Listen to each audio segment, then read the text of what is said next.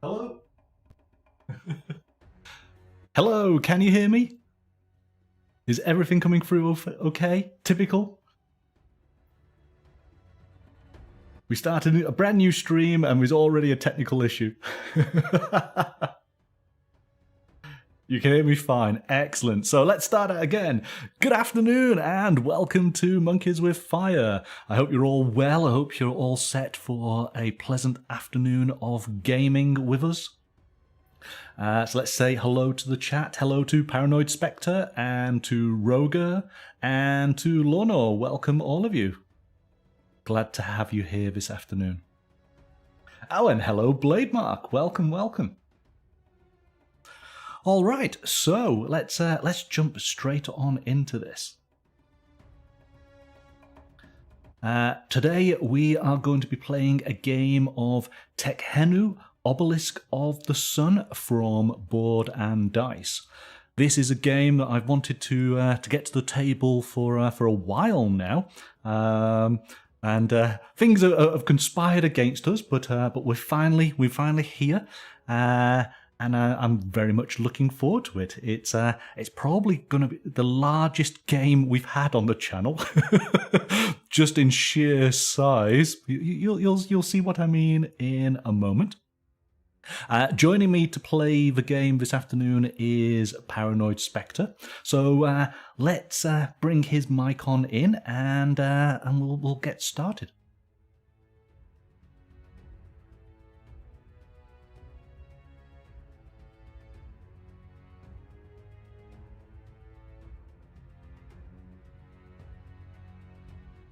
Okay, can you hear me, Paranoid Spectre?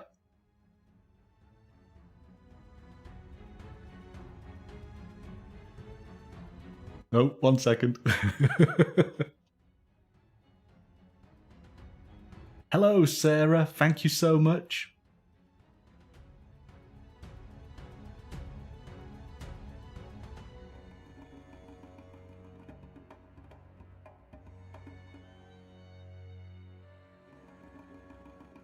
I've been reading up on the rules and watching videos. There seems to be a lot going on, but actually, once you get used to it, it's quite simple and quite logical. And I think that's why I'm going to enjoy it. I'm not quite sure if I'm going to be successful at the game today, but I'm going to enjoy learning it. That's one thing that I always find with new board games, is that the first time you play, you are just learning the mechanics, seeing how all the pieces fit together.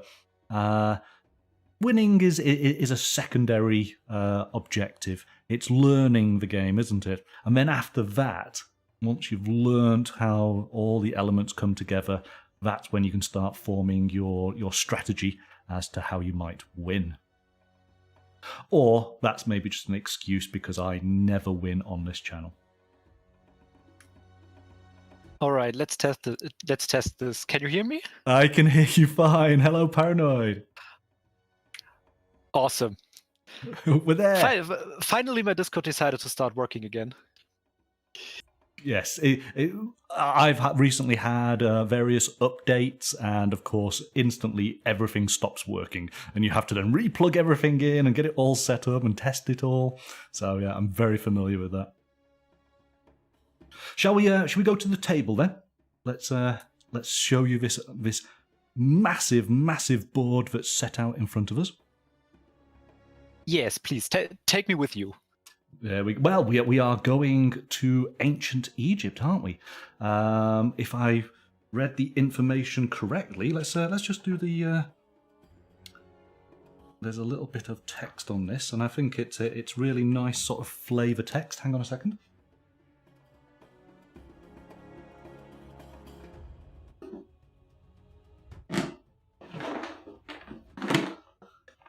Okay, here we go. So, 4 millennia ago, on the eastern bank of the Nile River, a foundation for what was to become the Temple of Amun-Ra was laid. Over the course of 2,000 years, the temple complex was gradually expanded until it became the largest religious building in the world. Today, the site is known as Karnak. Travel back in time and join the ancient pharaohs in creating one of the most impressive sights the world has ever seen. Witness and influence 2,000 years of history, building, strategizing, and honoring the Egyptian gods Horus, Ra, Hathor, Bastet, Thoth, and Osiris. Manage and balance your actions carefully, as when the reckoning by the goddess Maat comes, your heart will be weighed, and a judgment of your deeds will determine your fate. That's great. It already sounds great, yes. And I have to say, I'm absolutely happy that you have had to set everything up, and not me. Yes, well, there's. I mean, this would come under the sort of the class of a Euro-based game, wouldn't it? And there are so many pieces, and it possibly can seem a little bit intimidating to start off with because there's so much in front of you, so much that you potentially can do. But as I think we'll find as we play the game, we kind of, it'll become logical as we take each turn, and we see how then the turns form into the rounds, and of course the rounds then are split up into various sections and various scoring phases, and it will all come together at the end. Now, what I've had to do is, because of course there's just no room on the table to be able to show you your player board, but if things work out, hang on a second.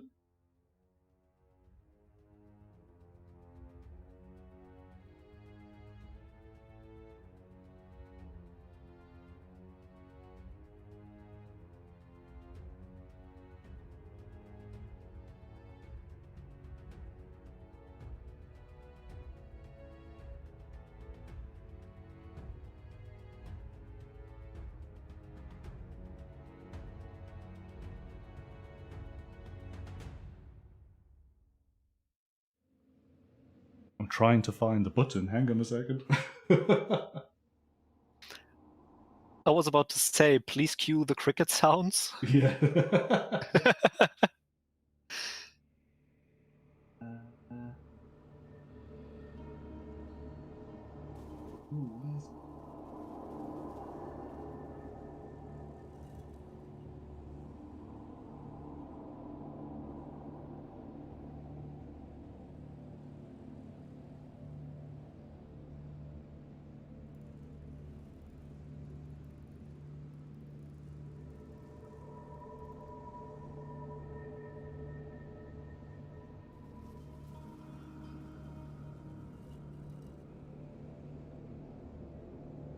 Ooh, hang on a second, I've got to see, so... Why is that not working?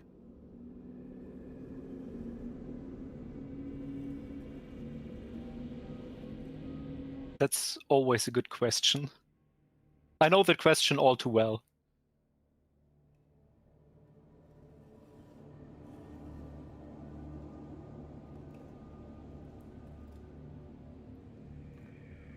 Okay, it's gonna... Right. That's a little... Let me just... I've got things set up. Let's see if this works. So how's that? You should be able to see your player board. Is that working fine? That is working absolutely fine. Right. There.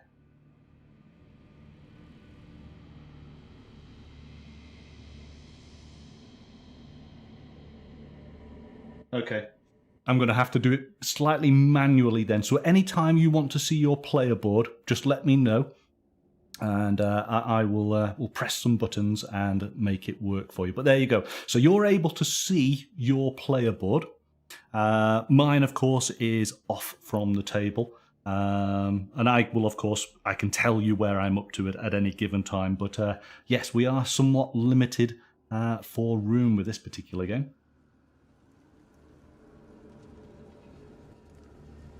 Now then, so I have everything set up, and I think the best thing for us to do is, because we've both been watching videos to learn how to play, and hopefully we have a reasonable idea, but I think we'll sort of get used to the game as we play through. Maybe that's the best thing, that at any time we take one of the... there's essentially 7 types of action we can take during one of our turns.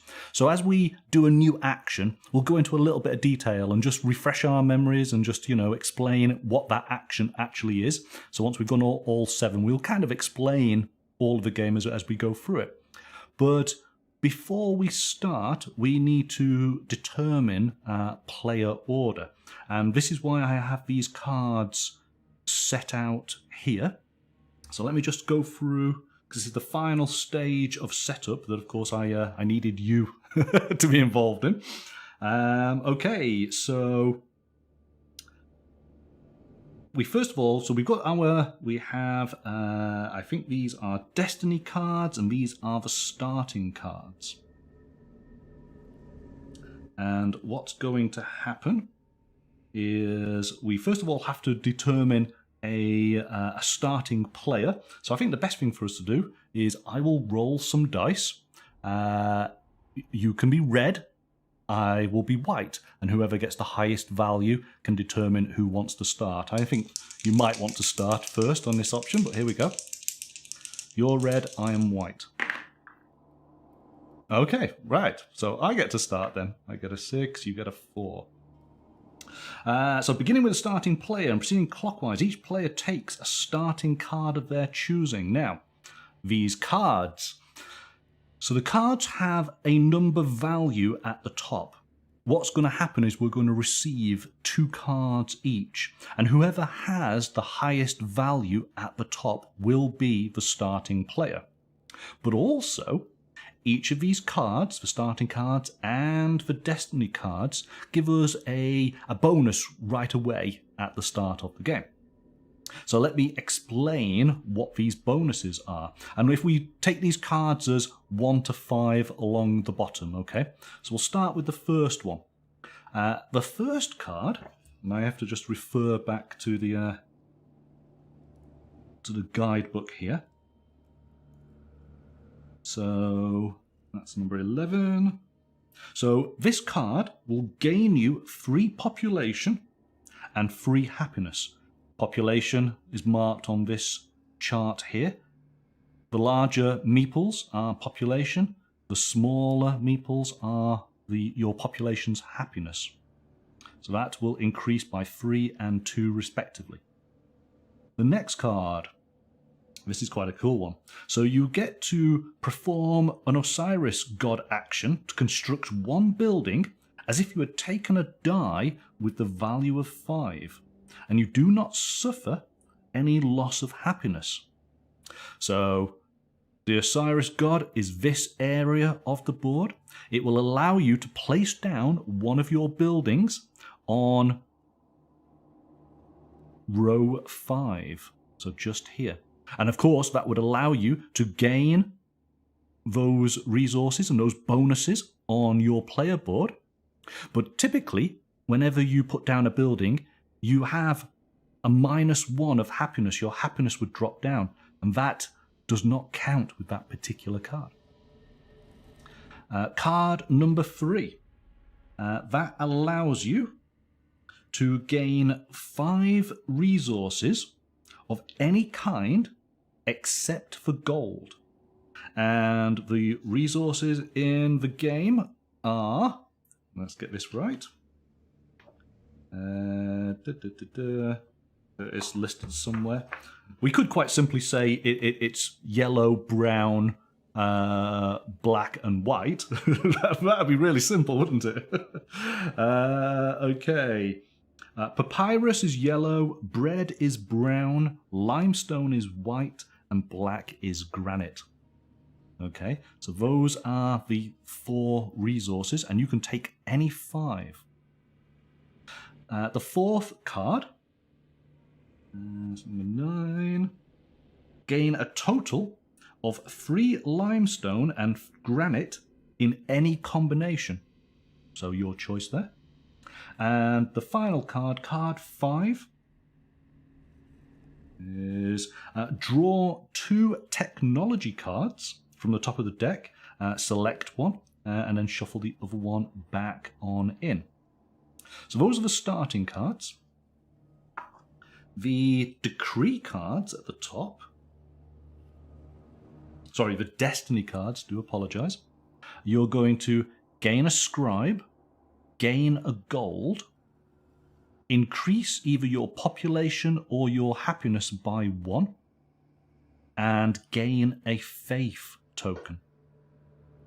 If you remember, faith is the way to offset your balance on your scales if it weighs one side or the other, yeah? So that is the cards. Just looking at the chat. Just seeing what Lorna's up to there. Yes, sometimes games can be a little tricky to start off with, but once you've done it once, you're fine after that point. So, beginning with a starting play, that's me proceeding the clockways and take a starting card of their choosing. So what am I going to go for?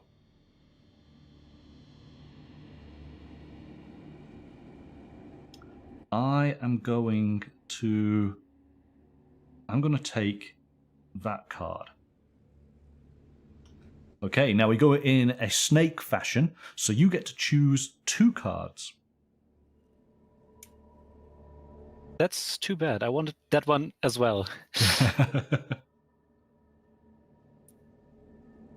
I think I'm going to take the 4. Okay.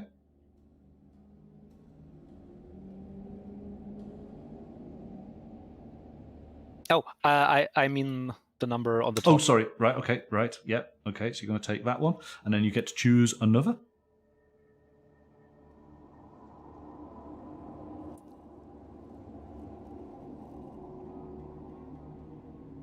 I guess I'll take the 5. You're going to take the 5. All right. So, so you're going to have a total of 9. What do I want to do? I'm going to take that one, the 11. So I'm definitely first player. Rats, he says. Oh well. I'm going to put those cards over on. Well, in fact, actually, we know we need to. So let me just carry on. So okay. When each player has 1 starting card, beginning with the last player and proceed card. Okay, done. Determine the initial turn order. Each player should sum their value. So you've got a total of 9.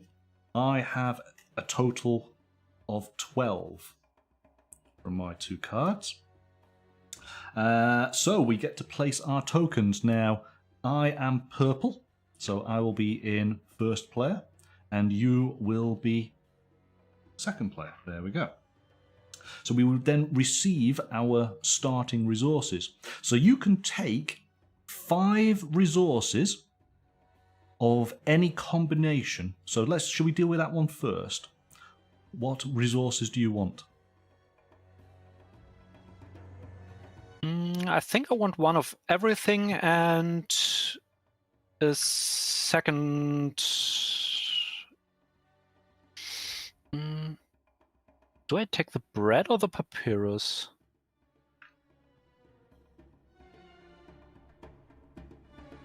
I'll take a second bread.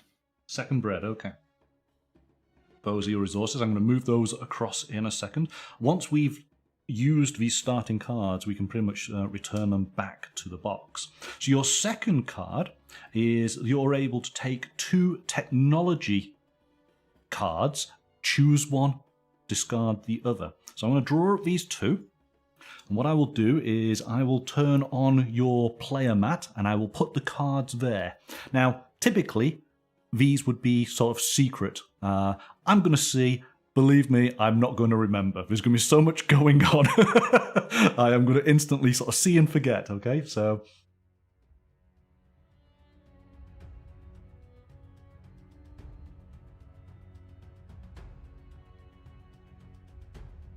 let's take your resources across.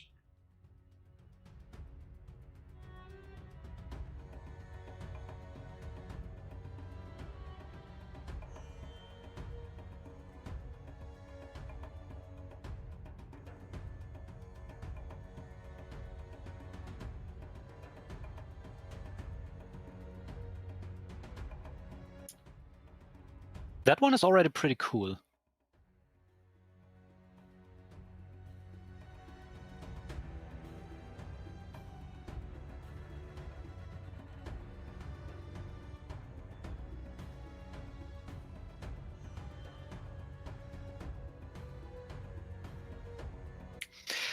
I do have a question regarding this particular card.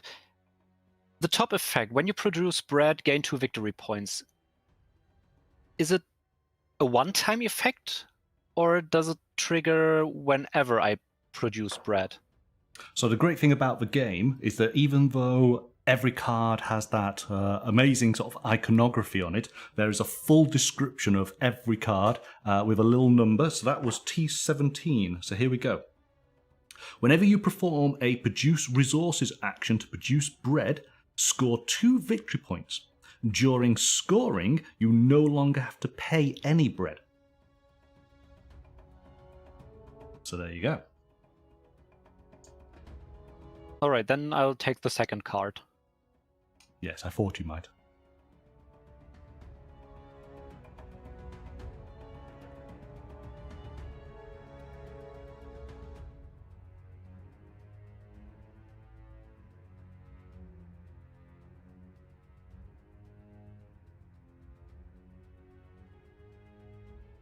All right, so let's take a look at my cards.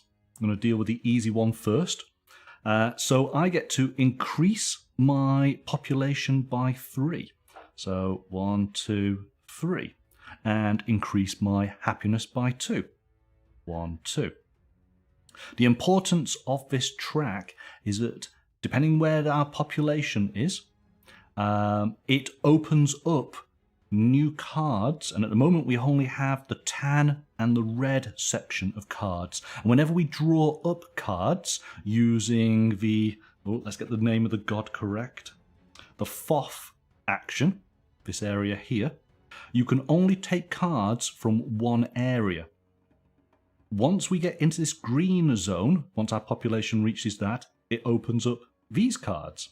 And when we get across into the blue area, it opens up the final section, so we've got more choice. Also, we get bonuses for scoring and then actual resources as we go along the track.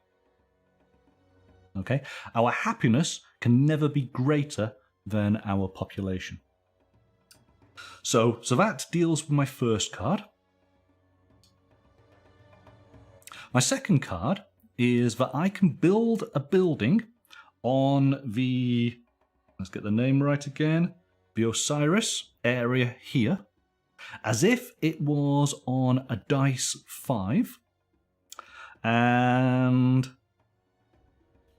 I do not lose any happiness. So whenever you build a building, your happiness would go down by 1.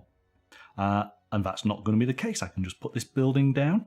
And we start on our player board from the left-hand side. Oh, no, actually, that's an interesting point. Do I have to pay the bread? No, I don't. No, I don't. No, it's okay. No, that's when it's scoring, isn't it? So I can put my building anywhere along this track. And what do we have? So this would give us the bonus of 2 pieces of papyrus, and I can increase my production of papyrus. This gives me an increase of 2, gives me instantly 2 bread, and I increase bread. 2, was it marble? And increase marble, and 2 granite. So they're all pretty much the same. What do I want? Do I want papyrus, bread, marble, or granite?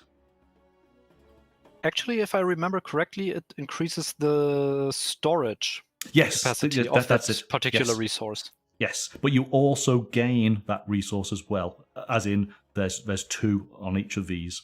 So you're going to gain 2 of whatever, and you're going to increase that storage of that particular resource.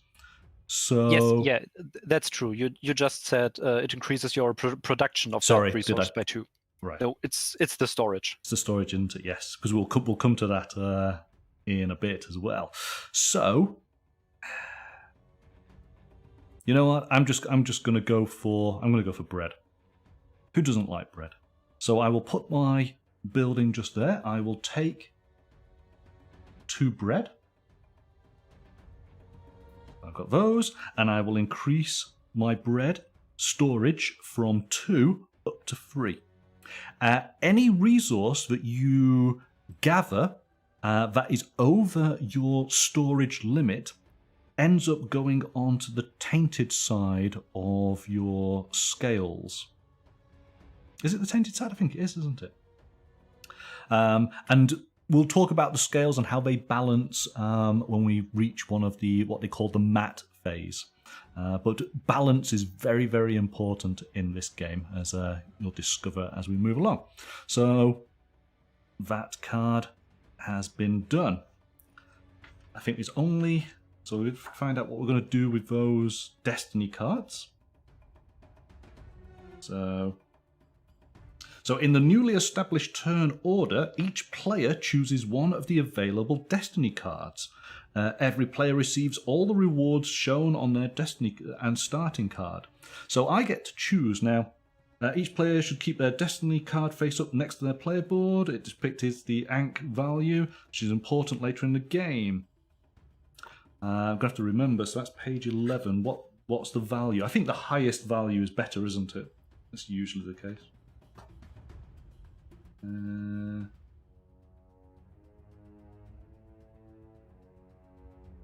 Just finding the bit where it talks. So it's part of the Maat phase. So here we go. So all players place their Maat markers on the turn. Yeah, it's okay. In case of a tie. So when we get to this section here, where we're looking at, we've done our balancing. And if there is a tie in this area, whoever has the highest value card breaks the tie. All right, so that's the relevance there. But I'm going to just look at their values. I'm going to take 0 because I want another scribe. Okay, so down to you then. You can take a card. I'll take the 1. You're going to take I want the gold. 1. You want the gold, all right. So we'll draw those up. I think we put those to one side. I'm going to take a gold for you. Okay, let me put those on your board.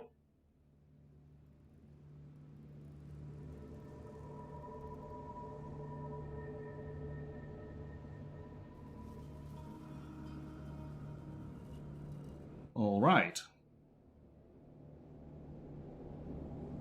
So the only thing that we haven't dealt with at the moment is our decree cards. And these cards, which we'll get to pick up, the symbol, for some reason, it looks like Homer Simpson squinting through an hourglass. So, decree cards... I will never be able to unsee this. Yes, exactly. Yes. So, decree cards come into play once the green and blue sections have been unlocked, which we're very close to. But we start the game with 2 cards, and I think, let me just double check. I think we get to, yes, here we go. So deal 2 decree cards. Each player chooses 1 to keep, discarding the other. Okay.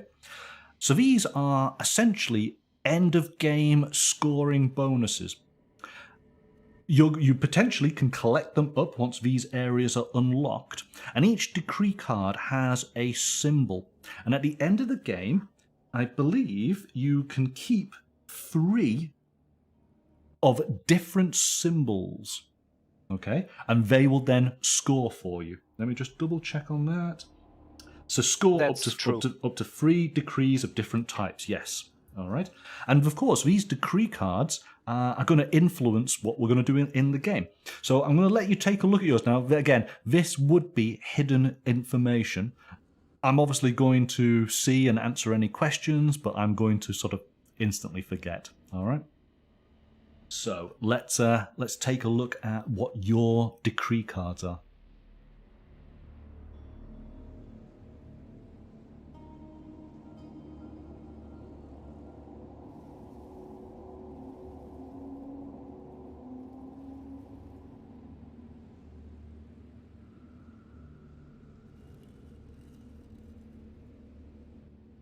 I see. The symbol is the one on top besides the hourglass.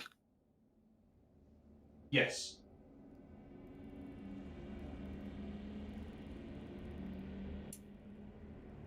All right.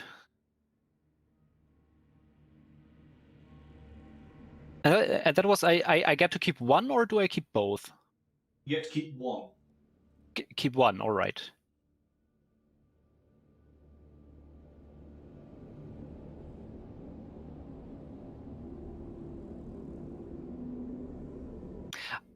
I will take the first one.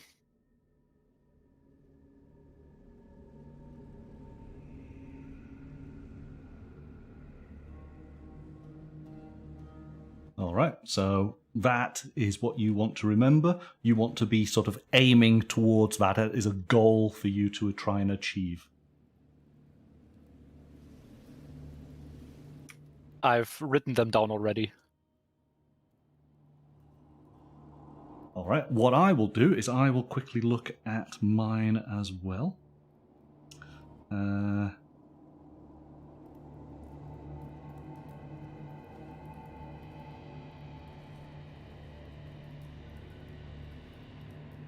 Oh, okay.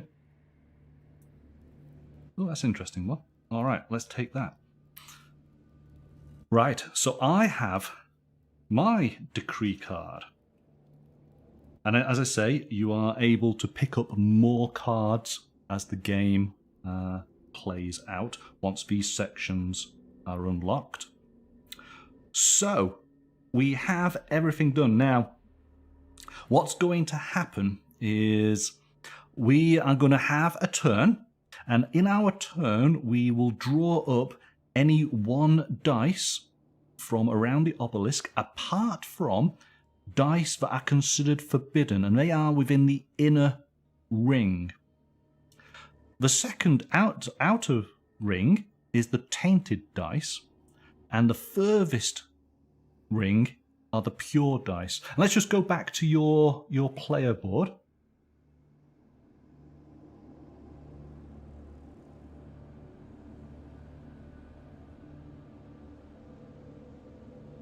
Because when we draw up a dice, depending on whether it is pure or tainted, the value of that dice will go on that appropriate side of the scale.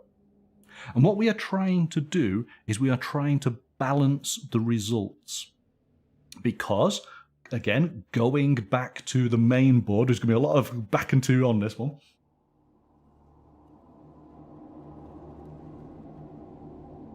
When we get to a Maat phase, which happens every, I think it's every 2 rounds, isn't it?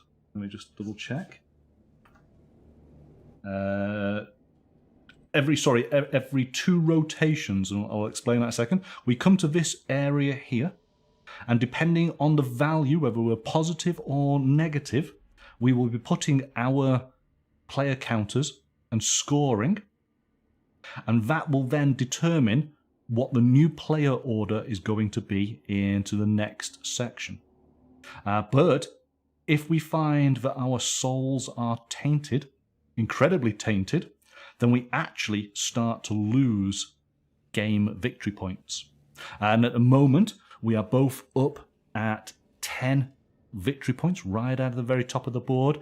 There is room for us to have to drop down to 0, but there's plenty of room to score lots of points. Okay, so that's that aspect. Right, so yes, we're going to have 1 round of play. So let's just go through the steps on this. As I say, we'll get used to it as we play, I guess. Before we start, I do actually have a question. Oh, go for it. Yeah. The temple complex, is it just the area in between the colored walls, or are the houses part of the temple complex? Okay, so the temple, which is up here, which is the god... Well, actually, there's 2 sort of elements to this, because we have the god Ra, which allows us to build pillars within the actual temple, and the god Hathor, which allows us to put buildings around the temple. So let's just get this correct. Hathor, you can, because we're playing a 2-player game, we're able to put buildings just on that first column and first row here. The other areas are for 3 and 4 players plus. To actually put down a building, it's going to cost us an amount of bread as indicated by the actual building. So you can see -2, -3, 4, 3, 2, 2, 3, 4, 3, and 2. And that will then allow us to put down a building. And let me just make sure I get this right. So that was Hathor. So construct, yes, 1 building around the temple complex. Now, how does that work into scoring? So let me just jump to Hathor.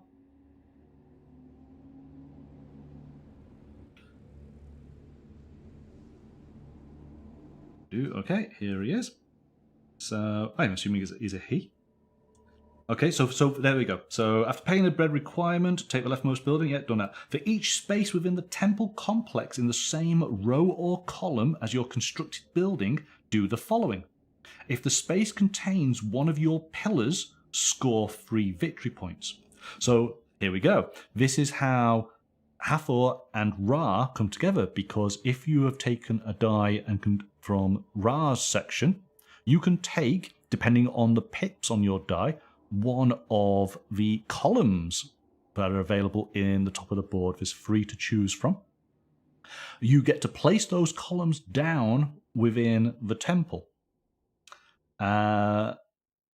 So if then you put a building down, which is then in that row or column of that actual pillar, then you're going to get to score it, and you would score 3 points. If the space is empty, receive exactly 1 of any depicted resource or faith. So again, say for example, we put a building here, you would be able to take either the bread, the 2 papyrus, the gold, the 2 marble, or the 1 granite. All right?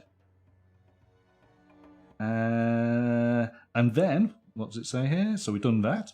And then advance your population marker a number of spaces equal to the value of the die used to perform the god action. So, say for example, you took that 4, you would increase your population by 4. So that describes everything that Hathor does. But let's go then over to Ra, because again, these 2 gods kind of work in tandem. The good thing about it is that the board does actually explain, so we've seen there's the cost, and these are now the rewards associated with that particular action. Once we play it a few times, we'll get used to what the mechanics are, because they're all on the board. It's just understanding them, isn't it, a little bit? So, going over to Ra. Okay. So, the Ra god action allows you to raise 1 pillar within the temple complex. The cost of the pillar is displayed on the top of the pillar tile. So, these pillars here. This particular pillar, you can only choose it if your die that you picked up from the Ra section is a 6 or a 5. It would cost you 3 marble. And there's no bonus. The next pillar, it's going to cost you 3 marble, 1 granite. You can only choose it if it was a 4 or a 3 on the die, but you're going to get 2 gold. And the final one, you can choose it on a 1 or a 2. It's going to cost you 4 marble, and you're able to gain 2 resources, either papyrus, marble, granite, or bread. So, now we just got it. So score, the value of the die, yep, okay, done that. After paying the required cost, as depicted on the pillar, place the tile onto any empty space within the temple complex. You may freely rotate the tile before placing it, then do the following. Score 1 victory point per building, not statue, regardless of the ownership in the same row or column. So again, you can see how Hathor and Ra work in tandem. Hathor's going to score for any pillars that are in the rows of columns. Ra's going to score for any buildings that are set out on the perimeter. Score 1 victory point for every edge on the pillar tile that matches the adjacent colour of a pillar tile or the temple complex itself. So you may see that actually on, let's pick a random tile. I'll bring it up to the screen. You can see. There we go. So that particular tile, on the top and on the left, it has green, whilst on the right and the bottom, it has tan. So depending on how you place this, say for example, if we put that in there, we've got the tan colours touching one another. Okay, so that is a benefit. If we put it into here, because again it allows us to rotate them round, we've now got green and tan touching. So let me just explain that little bit. So score 1 victory point for every edge on the pillar tile that matches the adjacent edge colour of a pillar tile or the temple complex itself. Receive the reward shown on the space covered by the pillar tile, and then score 1, 2 or 3 victory points based on the space from which you took the pillar tile. So again, these actually have victory points associated. So there's quite a lot of victory points to be done building these pillars, isn't there? And then we place a pillar from our personal supply. We have a whole stack of them here. So it indicates that that particular pillar belongs to us. This is relevant when performing the Hathor god action and during scoring. So there you go. How does that sound? That sounds perfect. I think it's going to be a case of when we do it, we'll really understand it. Because reading it just out, it's like, I kind of have a reasonable idea, but I want to do it in practice first. That's true. That's true. Okay. I think we've just got to start, haven't we? So what am I going to do? So I have, let's just do it very briefly, the god actions. Horus is build 1 statue in honor of a god or the people. Ra is raise 1 pillar in the temple, which we just explained. Hathor is construct 1 building around the temple complex. Bastet is to increase the happiness marker. Thoth is to gain 1 to 3 cards from the card market. And Osiris is construct 1 building as a workshop or a quarry. So, and the other thing that you can do, so that's all the god actions. The other thing that you're able to do is once you take up a die is you either perform a god action or you produce resources corresponding to the value and type of the die. But remember, any resource that you hold that is greater than your storage ends up going on the tainted side of your scales because this is greed. Yeah, and of course that may affect player turn order for the next phase, and depending on how negative our greed is, we might actually get minus victory points. So what do I want to do?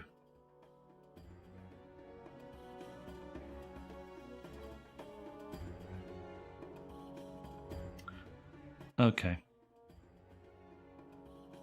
Right. Oh, can I do that? No, I can't do that. I'm just looking. I was looking at something and thought, oh, hang on a second, I could possibly do that, couldn't I? And then I realised I can't. Oh, okay, maybe we can. So what I'm going to do is I'm going to do a Horus god action. So I get to build 1 statue in honor of a god or the people. And I'm going to build it in honor of the people. So first of all, I have to draw up a die. I'm going to take this number 4. And because it is in a tainted zone, I put it on the tainted side of my scales. So this is Horus. So let's just go through Horus. Horus allows you to build one statue, and each statue has corresponding granite cost. Oh, that's why. Maybe I can't do it. Oh, hang on. But I don't necessarily have to. Oh, actually, yeah, I can't do that at all. I can't do that because I've got no granite. If you do not have the resource, you just cannot do it. It's as simple as that. So, in fact, I am going to have to do something a bit easier. I'm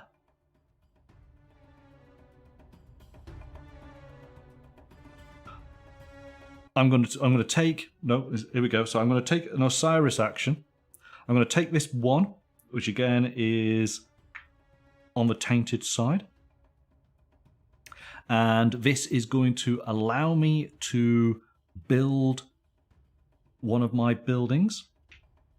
Let me just double check, make sure we're doing it right. There's Osiris, there we go. So allows you to construct one building in the role of a workshop or quarry. Workshops, okay. So do not require resources to construct. Instead, their construction and function depends on the hard work of the populace. So I get to decrease my population's happiness by 1. Because, of course, they're not happy.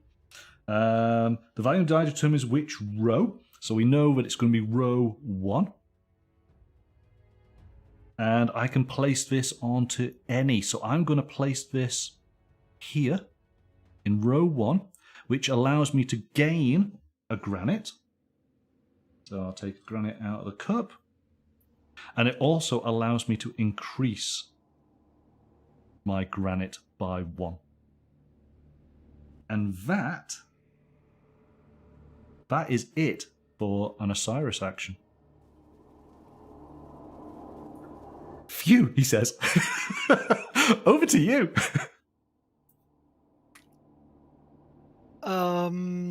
I think I'm going to take the white die from the Ra section. Okay. So that is a tainted 1. So I'll put that over on your board.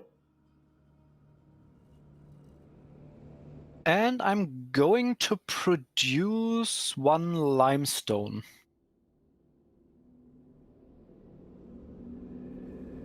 Okay, yes. Of course, yes, you're able to do that, aren't you? So basically, you receive, as opposed to doing a god action, you get the resource of what color dye it was. So this would be, yes, limestone. I've been calling it marble, haven't I? So it's the limestone times the value on the dice. So that would be just 1. So that now goes over into your resources. And of course, since your storage is 2, but maybe we have to double check and see how much limestone you've got. It should be 2 by now.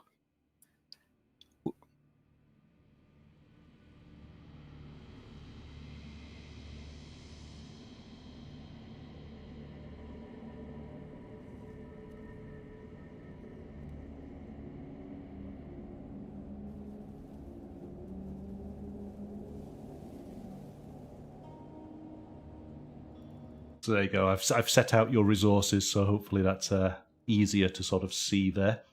So yes, so you've got 2 gold, which is a wild card. Gold acts as any resource. You've got 2 bread. You've got 1 granite, 1 limestone, and 1 papyrus. All right, and your 1 die, 1 pip die has gone over onto the tainted side. There we go. And that's over to you, I think. It is, okay. So I then get to draw up my second die. And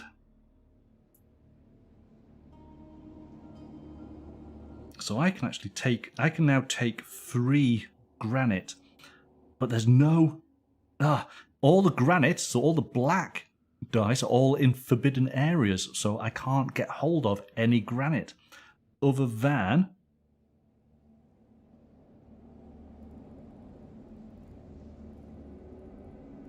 and I can't afford to, well, if I could do another build action here at the cost of losing some more happiness. My population, of course, will be very, very unhappy with me. And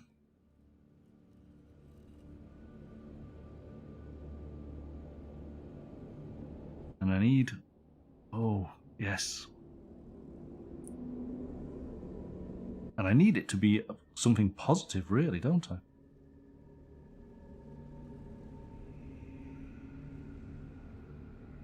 Okay. Okay, let's go for this. I'm going to take this white 4. So I'm going to put that on my pure side. And this is allowing me to do the Hathor action. So I can place down a building, but it's going to cost me an amount of bread. And I can afford the 2 bread. So I can put down my building. Now I get to decide. I can either put a building here for this column, or a building over on the very top there for that row. What do I want? In fact, they look the same. So I'm going to put my building just there. I'm going to spend, there's my 2 bread. So I've done that. So let's just make sure I do this correctly. So this is Hathor.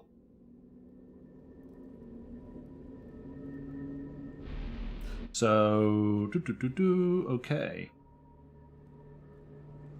For each space within the temple complex in the same row or column as your constructed building, do the following. If the space contains one of your pillars, score 3. Well, there are no pillars for anyone. If the space is empty, receive exactly 1 of any depicted resource or faith.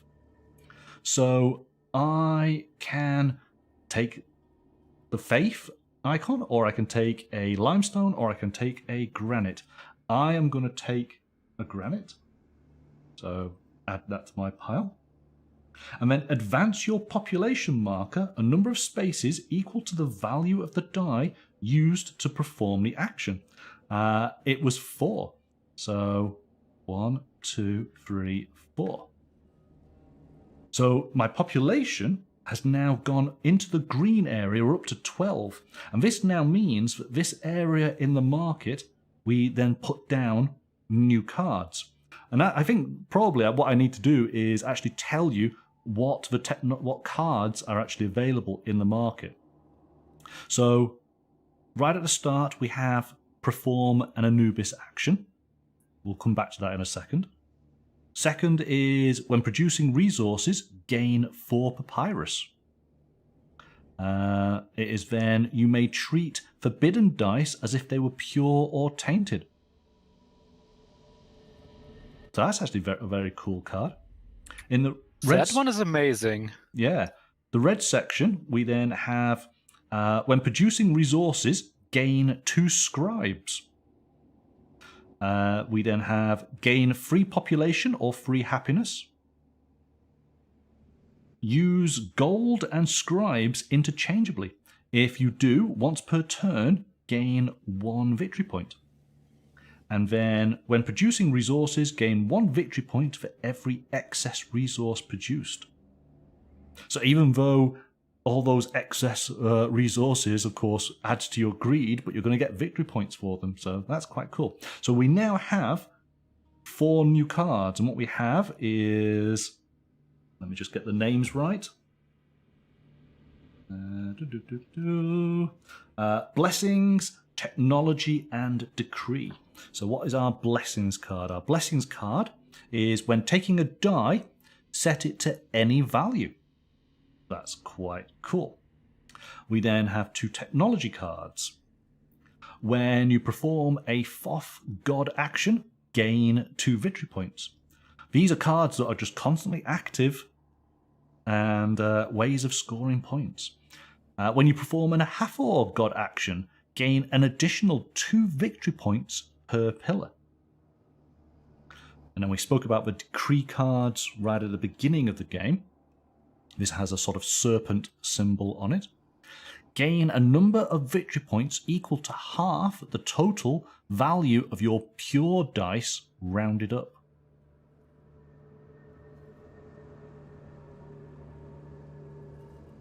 Now I think that those are in the end of the game, aren't they? So it must be that very final turn. Let me just double check on that. So that's D22.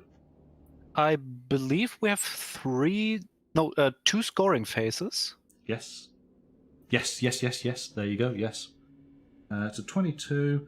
Yeah, scumber number of victory points equal to half the total of your pure dice rounded up. But your decree cards only are scored at the end of the game. Yeah? Because you get to choose three of them, and those are then... So it'll be whatever dice are left on your scales right at that very final scoring. Okay, so that was my turn. It's over to you.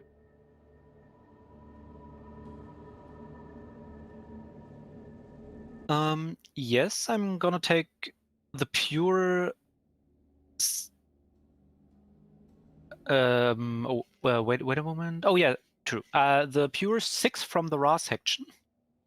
Okay, so that one just there. I'm gonna build a pillar.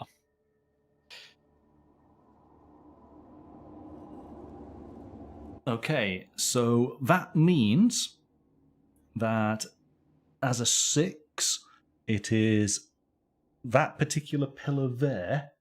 Ah, yes, I can see. I can see what you're doing. See. So let me just make sure we get this right.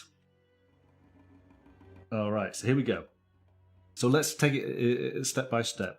So allows you to raise a pillar within the temple complex. The value of the die you have chosen matches the value of the corresponding pillar tile, and indicates what tile. So we know that straight away you've got to pay 3 limestone. But you don't have 3 limestone. But I can use 1 gold. You can indeed, and that's exactly how you do it. So you're going to use your 2 limestone and 1 gold. So let's go and take those.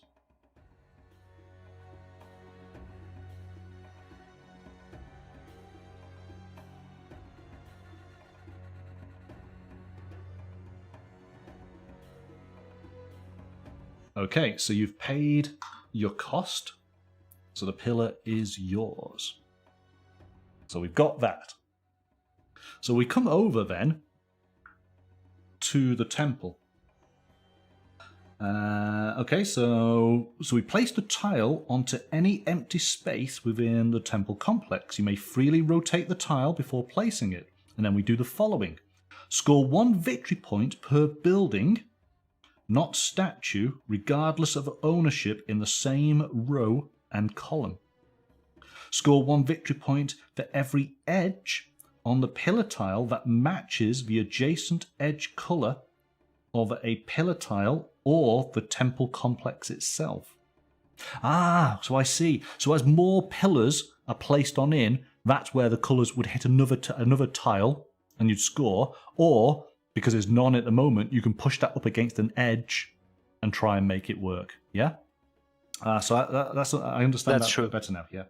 Yes. You'll receive the reward shown on the space covered by the tile. And if the pillar tile has a sunny, shaded, or dark ability, well, this is sunny. That matches the section of the obelisk wheel currently aligned with the Ra section. So at the moment... So, now, here we go. So, explaining the obelisk over to the Ra section is in shade, but you've taken a sunny tile, so I don't think this is going to work out for you, is it? Immediately activate the ability. Now, and again, there's no ability on this particular tile. So it doesn't really matter. So what would happen, using those as an example, you got, this is sunny, there was a shade, and then there is a dark. So at this moment in time, if you was able to have taken the second pillar, which is in shade, because Ra is currently in shade, you would gain the 2 gold. That's how that bonus works. Okay, so with this particular tile, that's not going to happen, so it's okay. So we place the pillar from your personal supply, so we have a pillar for you, so that's going to look nice. We'll put the pillar there. And this is relevant when performing the Hathor god action. And when we slide the remaining pillars to the right, filling any spaces before drawing a new tile to refill the leftmost space. Alright, so basically, all you need to do is decide where you want that pillar to go within the temple and what orientation you might want it. The pillar should go in the second row, directly in the middle. There is the 2 limestone space. Second and I want row. Yeah. And I want one of the yellow faces to face up. Ooh. Face up. Like that? Yes, perfect. All right. So that goes there, and you're going to receive 2 limestone. So you've pretty much got your cost back. That was the plan. All right, I have placed your 2 limestone at your board, and now we refill, and you should get the free points, shouldn't you? Yes. Let me just. I think I am right on that, isn't it? So Ra.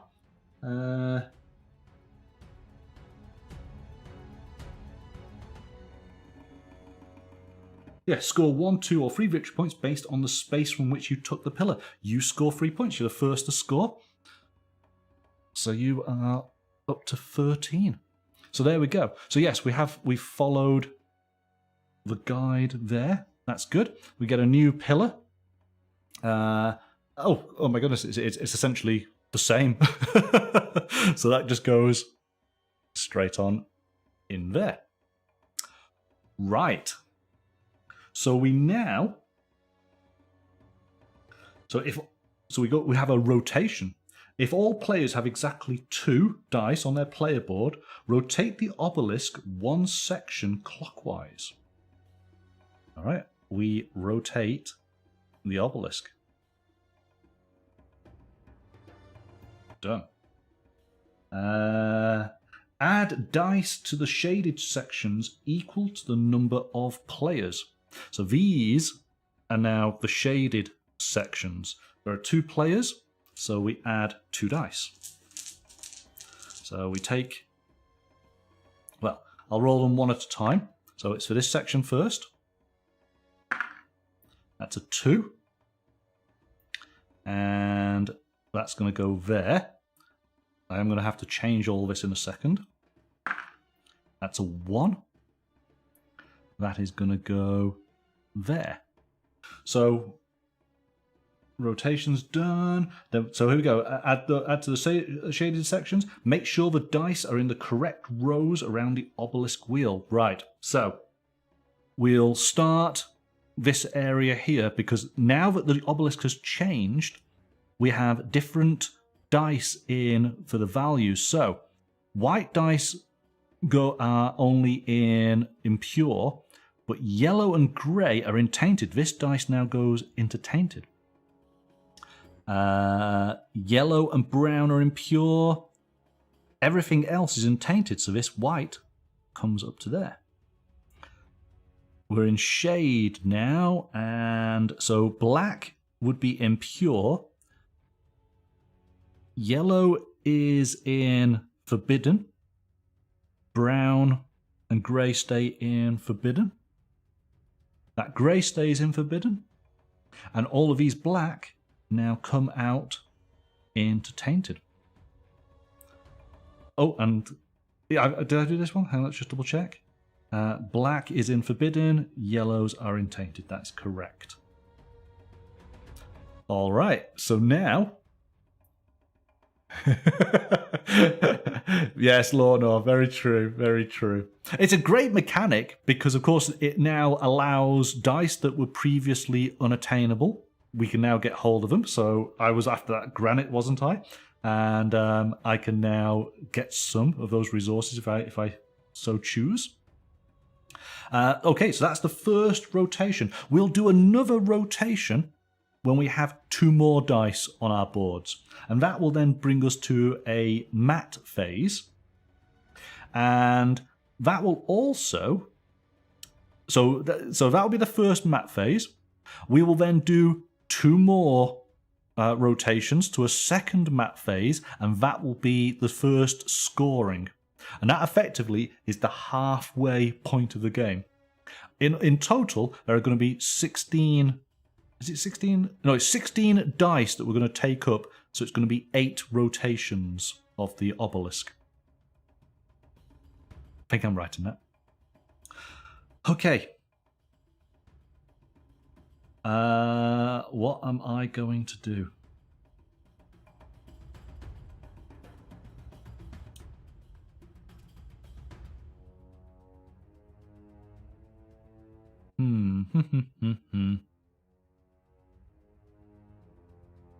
Yeah, you see, I've got no granite. I can't build anything.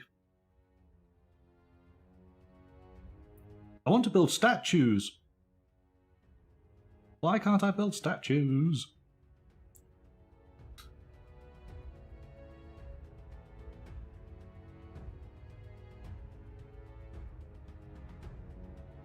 It definitely says valid. Yeah, look. Yes, you have to pay the granite cost. Yes, so building statues is difficult. Building buildings is easy. I think... Well, I've got no bread anymore, so I can't do that. All I can do is make my population unhappy. Or, alternately, because I'm not thinking this through, am I? How about... Well, here we go. I'm going to take that 4. Oh, but hang on a second. What's my granite? My granite's 2. So how do I... I've got to increase my granite. No, can't take that.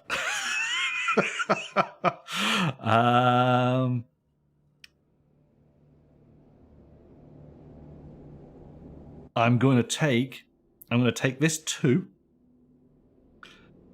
Which means I'm going to take on this row here. So I put the 2 on the tainted side of my scale. It's going to cost me -1 happiness for my population. I am so sorry, guys. But I am going to then put my building in there. It allows me to increase my granite by 1, and I gain a granite. But also, I think I gain that gold, don't I? Because it's on level 2. Let's just double That's true. Yeah. And that gives me my wild card. Yes, here we go. Additionally, if you're the first player to construct any building in the second row, receive the gold. So I will take that gold. Thank you very much. All right. That's my dice. Over to you. All right, I will take the grey 1 in the Thoth section. Grey 1 in the Thoth. Oh, The technology card section. Oh, you mean down here. Right. So that's... Oh, it is Thoth, yes. You're quite right. Okay. So you got the 1. Let's take that. So that would allow you to take 1 card from any one of the 3 sections. But it costs you 1 papyrus. Oh, no, sorry. No, it doesn't. No, it doesn't. The 1 papyrus In fact, yeah, you're quite right. It doesn't cost you anything. The 1 papyrus cost is to refresh a section. But if you were in maybe the 3 or the 4, it would cost you 2 papyrus, but you could take 2 cards. And 3 papyrus would allow you to take 3 cards on a 5 or a 6. All right. So yes, your 1 will allow you to take 1 card. I'm going to put that onto your. So that was from the tainted side. True.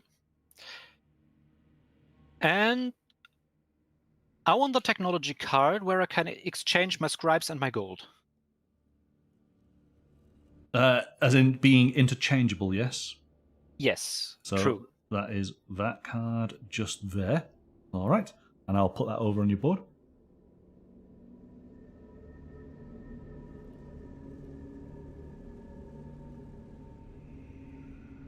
And so we then replace the technology card. When you take a tainted die to perform a god action, you may spend 1 scribe to also produce resource.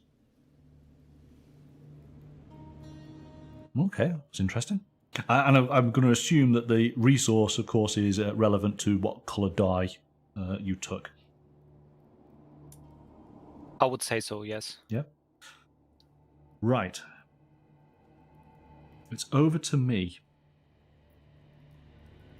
I am determined to build a statue. I want statues built. So I am going to...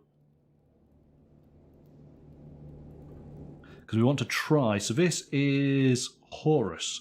Build 1 statue in honor of a god or the people. Let's just make sure we get this correct. So these are the die that I need to take. And this is interesting. Now, so we look at this area of the board. We've got a 6 and a 4. So a 6, is that going to give us a scribe? I think it does. Let's just double check.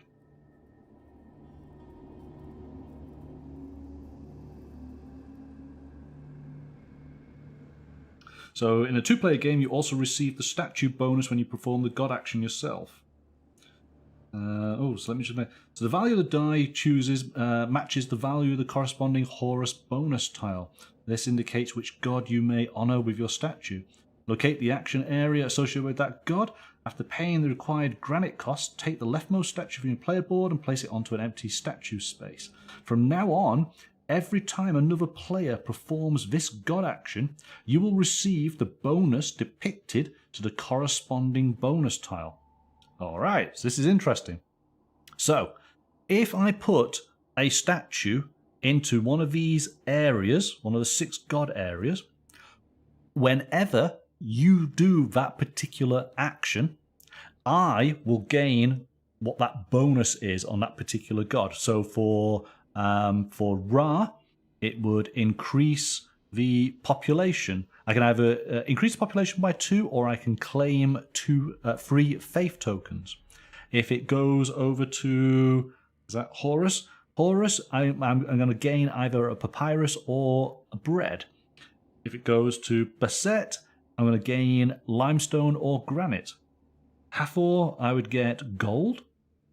Osiris, I would gain 2 happiness.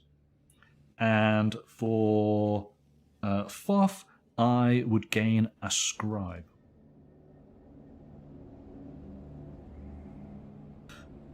So the options I have here, I'm either going to do it for Hathor and gain gold, or I can do it for Thoth and gain a scribe.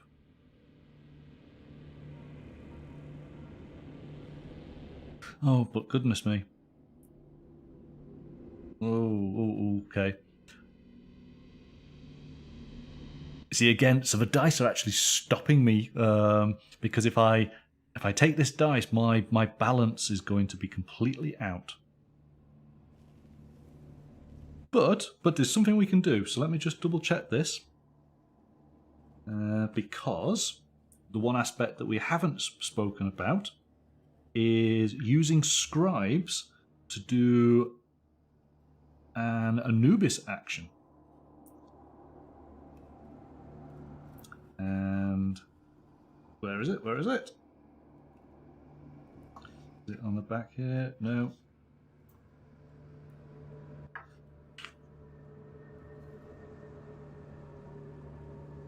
Where is Anubis? Because Anubis is quite important.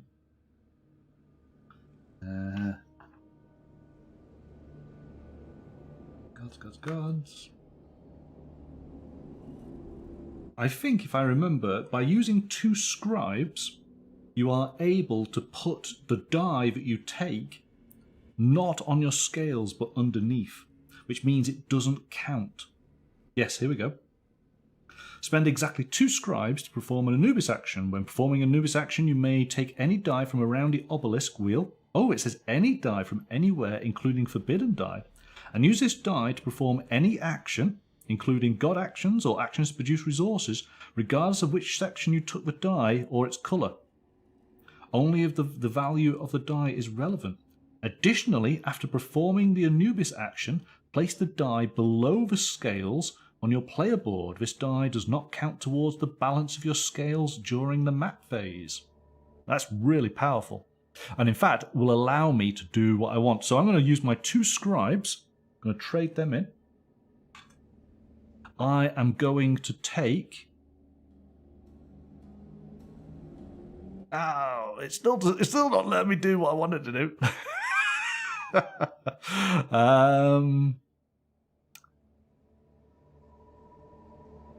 I'm just seeing you've done that. Right. 1. I'm going to take this 1.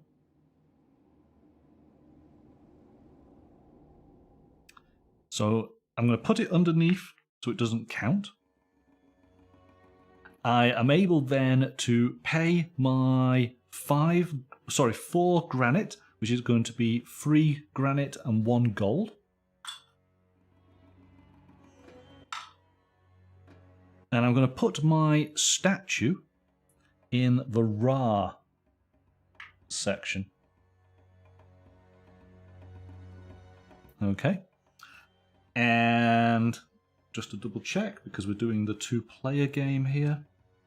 So, in a 2-player game, also receive the statue bonus when you perform the god action yourself. Okay, but not immediately after building it. So whenever if I was to do a Ra action, I will gain the bonus, as well as whenever you do a Ra action, I gain the bonus. Okay. Those statues are pretty strong. I might have underestimated them. I think they can be. Yes, I think they can be. Phew. Okay, I think we're good. Excuse me a second. Right, over to you.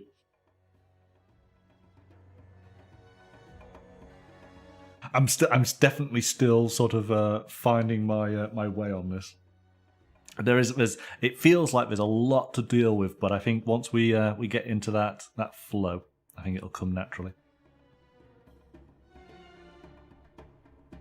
I think I will take the grey one in the Osiris section. Yes, you can take that. So that's tainted for a 1. So and I think I will build a limestone quarry. Okay, so that is going to place that just there. Your happiness is going to go down by 1. I'm confident with this area. You're going to gain a limestone, and you're going to increase your storage by 1 of a limestone.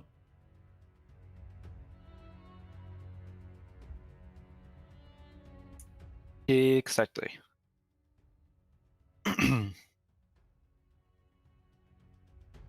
So we can just say it's just out of the camera area there, but you do actually have 3 limestone, and because you have increased your storage capacity, you're okay with those 3. All right, so there you go.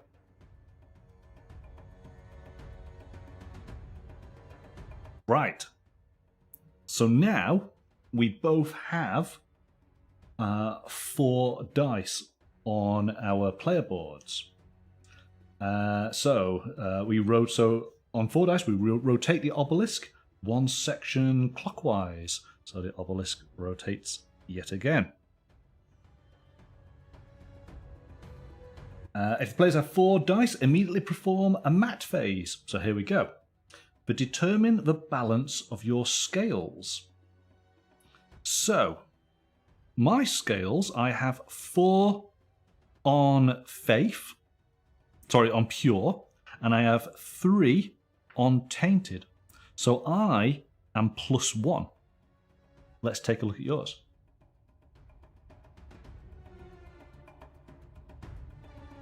You have 6 on pure and 3 on tainted. So you are +3. Adjust Maat marker to reflect balance. So if I'm right, I should be putting my token, so I'm +1. Sorry, I'm +1. And you are +3. Currently, my player board is in the way of the balance area. Yeah.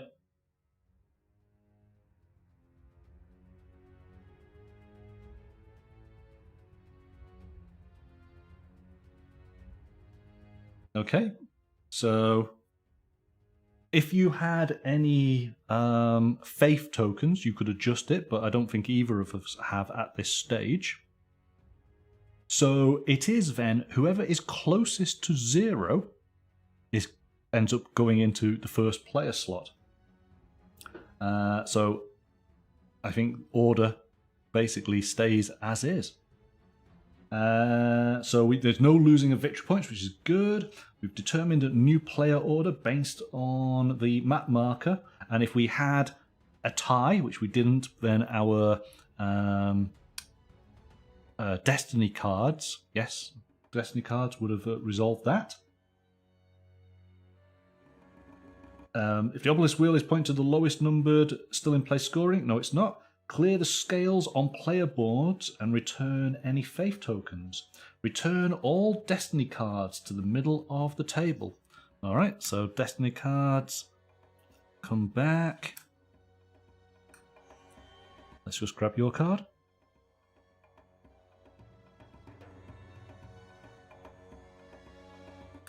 There we go. So we choose these in turn order.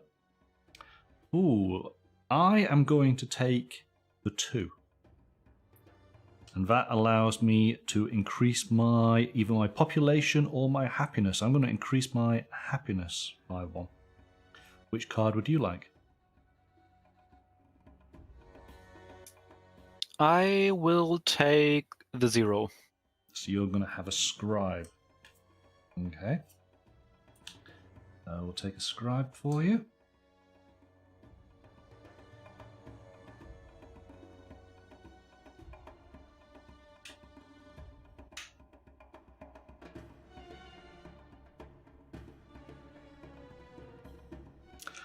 It did say clear scales on player boards and return faith tokens. So all the dice that we had on our scales are cleared and they go into the bag. All right, and now, so that's the Maat phase done. We now go back to the rotation. So add a dice to the shaded sections equal to the number of players. All right, so the shade is this area and this area. So first of all, we're going to deal with this area. We take out a dice. It's a white. It's a white 1. And white can only be in tainted. And then we take out another dice. It's a brown. And it's a 3. And over on that shade, it can only be a pure. And so let us work out where all of our dice need to go. So, black. Well, here we go. Yellow and brown are now pure. So these yellows go here. Black is now tainted. Yellow is tainted. Grey is tainted. There's none in this area. Oh, gosh. Yellow is pure, as is brown. Grey is tainted. Done. Grey is tainted. That's the only dice in there. Black. I can't see. Black is pure. In the shadow. There we go. Right. So we've done so far, we've picked up 4 of the 16 dice that we're going to do. How are we doing? Is it coming together? Have you got a plan? I'm sure you have. I do have the beginning of a plan. Let's call it that. Okay. No, that sounds good to me. So what have I got? I have 1 piece of gold. That's all I've got. But I can have up to now 4 granite.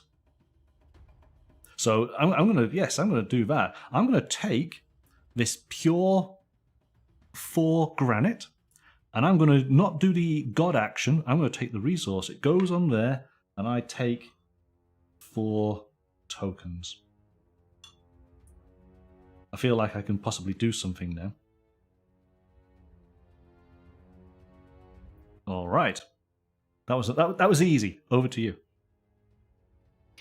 I do have a question regarding the technology cards. Go There is the first card in the red section. Yes. So this card here is when producing resources, gain 2 scribes. Okay, so this is a permanent effect as well. It will be, yes. Every time you so like I've just taken a dice up, you'd get those resources, and you'd also gain 2 scribes. And the third card in the red section? When you take a tainted die to perform a god action, you may spend 1 scribe to also produce a resource. Perfect.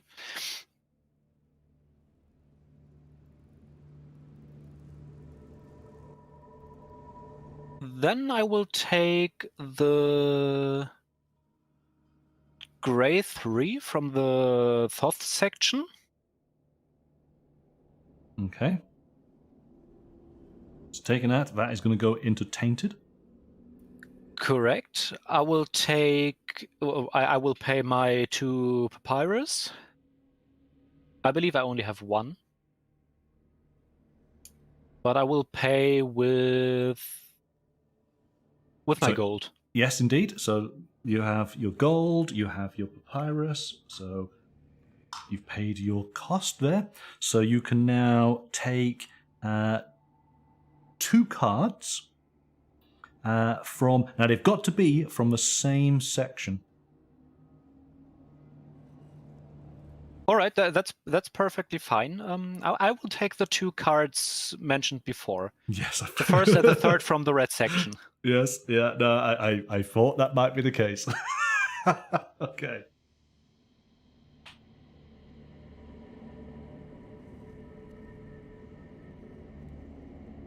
Yes, I can definitely see this is where I am lacking somewhat. I need to invest in these cards. This is a major boon, isn't it, for you now?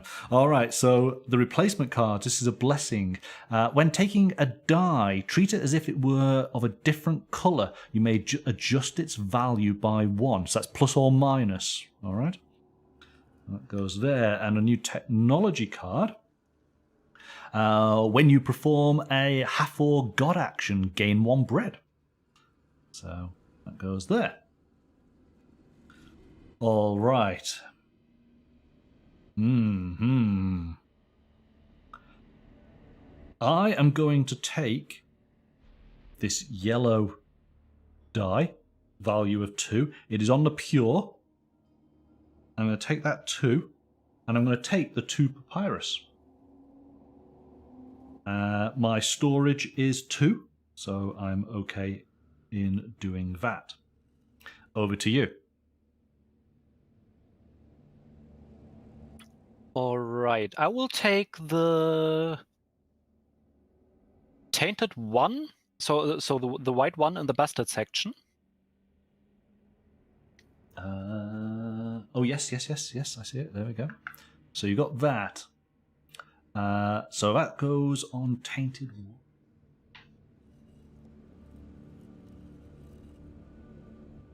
And so this is, well, let's make sure I get this right. We haven't done this section, have we? So this is Bastet. Increase your happiness. Everybody likes to be happy. So here we go. Pay 2 papyrus and advance your happiness marker a number of spaces equal to the value of the chosen die. So that's going to be 1, isn't it? If you so it is this effect mandatory, or can I choose to not pay the 2 papyrus? No, you have to do it. Yeah. All right, okay, I have to do it. Yeah. Do I still have 2 scribes left? You have 1 scribe. Do I have a papyrus? Or 1 gold? No. All right, I believe then I can't take this You can't do it. Yes, exactly. So you just can't do it. So shall we bring that 1 back? Yes, please. Yeah. Hang on a second.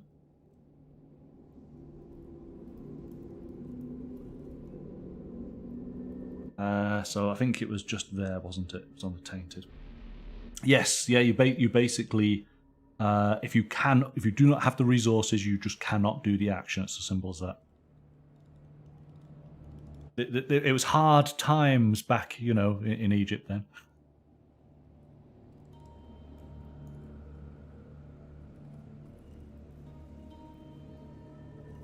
Yes, so you definitely need to have the 2 papyrus to be able to do the action. So yes, so 2 papyrus, you would advance your happiness by the value on the die. And if your die was 1 or 2, you would gain 2 scribes. If it was 3 or 4, you would gain 1 scribe. If it was a 5 or 6, you gain no scribes. So it's a balance, isn't it, between whether you're going to actually gain scribes and some happiness, or it's all out happiness and no scribes. All right. Then I will take the pure 3, the yellow 3 from the Bastet section, and produce papyrus. You're going to take that 3. So that's impure.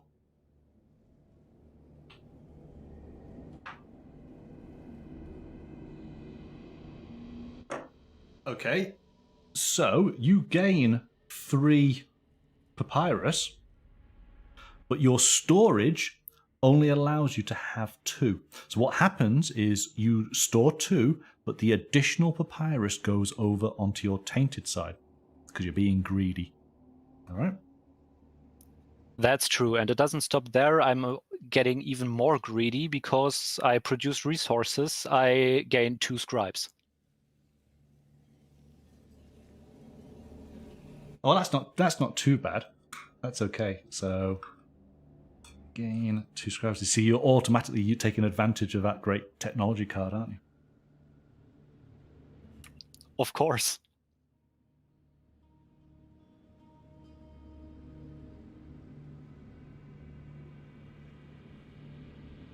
Yeah, I'm going to be in a lot of trouble, I know. All right, excellent. No, that was a good turn for you. Right.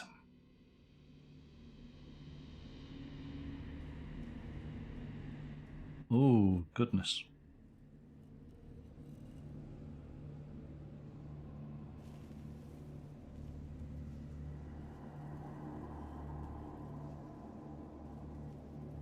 So I'm just going to look now. So it's my... So, oh, hang on. So we now have 2 die on our boards. So it's another rotation.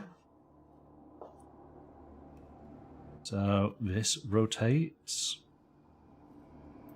Goes to just there. We are so close to a scoring phase. Okay, so... Add dice to the shaded areas. So shades are sort of north and south now. Let's take out the first die. Some grey. We're going to do the top first. It's a 3. And where does grey go? Can't see. Goes into tainted. And then next die. It's a white. Oh, that's a 5. It's going to go into tainted as well. All right, and now we need to look. So white is tainted. But yellow is now pure. Brown is now forbidden. Grey is tainted. The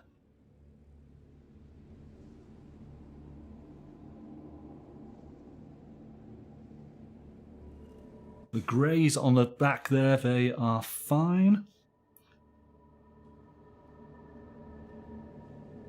Black is pure, that's correct. This black is now pure. White and yellow are forbidden. Goodness me. Everything changes around so drastically. All right.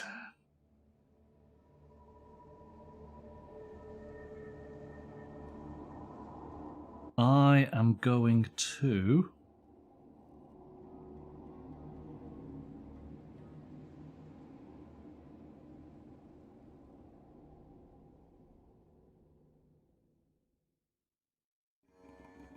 I'm going to take this 6 from Thoth. So that 6 goes into my tainted. And I'm going to build a pillar. Wait, the pillar is not Horus. The pillar is Ra. The northern one, I believe. That 6, hang on, that 6 was there. Yeah. So I'm doing the Horus action, which is here. But the 6 is associated with Thoth as far as the bonus is concerned. Oh, you mean you build a statue? Yeah, I'm building a statue, yeah. So it's going to cost me... You said you were building a pillar. Did I? Sorry, sorry. Yeah. Do apologise. All right. Okay. So it's costing me 3 granite, which I have. So we'll do the 3 granite. So we have this statue here. I'm doing the 6. So first of all, that's on tainted. That goes on my tainted. And I want to place this over on this section just here. There we go. I think that's it, isn't it? So again, whenever you, or I, for that matter, take up a technology card, any of the market cards here, I will gain a scribe. All right. I think that's good. Right. Over to you. All right. If I understood this game correctly, now starts my master strategy. I will pay. All right. Hold on. I will pay 2 scribes to perform an Anubis action. Right. Let's just go to that. So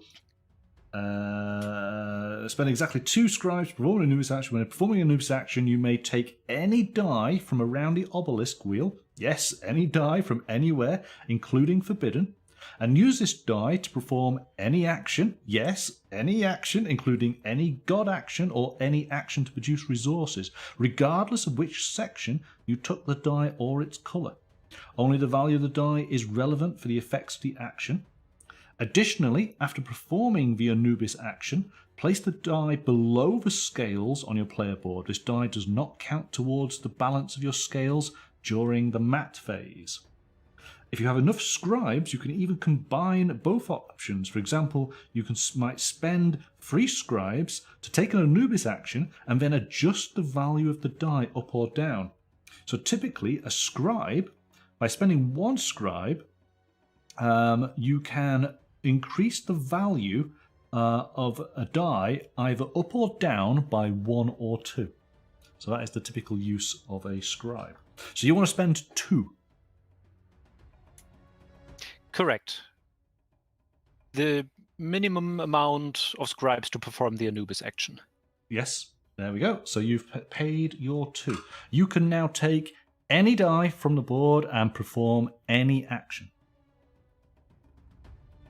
Right, I will take the white 5 from the Thoth section. Okay. And with this one, I will perform the Ra action. Right. Oh. So I will build the pillar. The one for 3 victory points. Okay, so you're going to take that.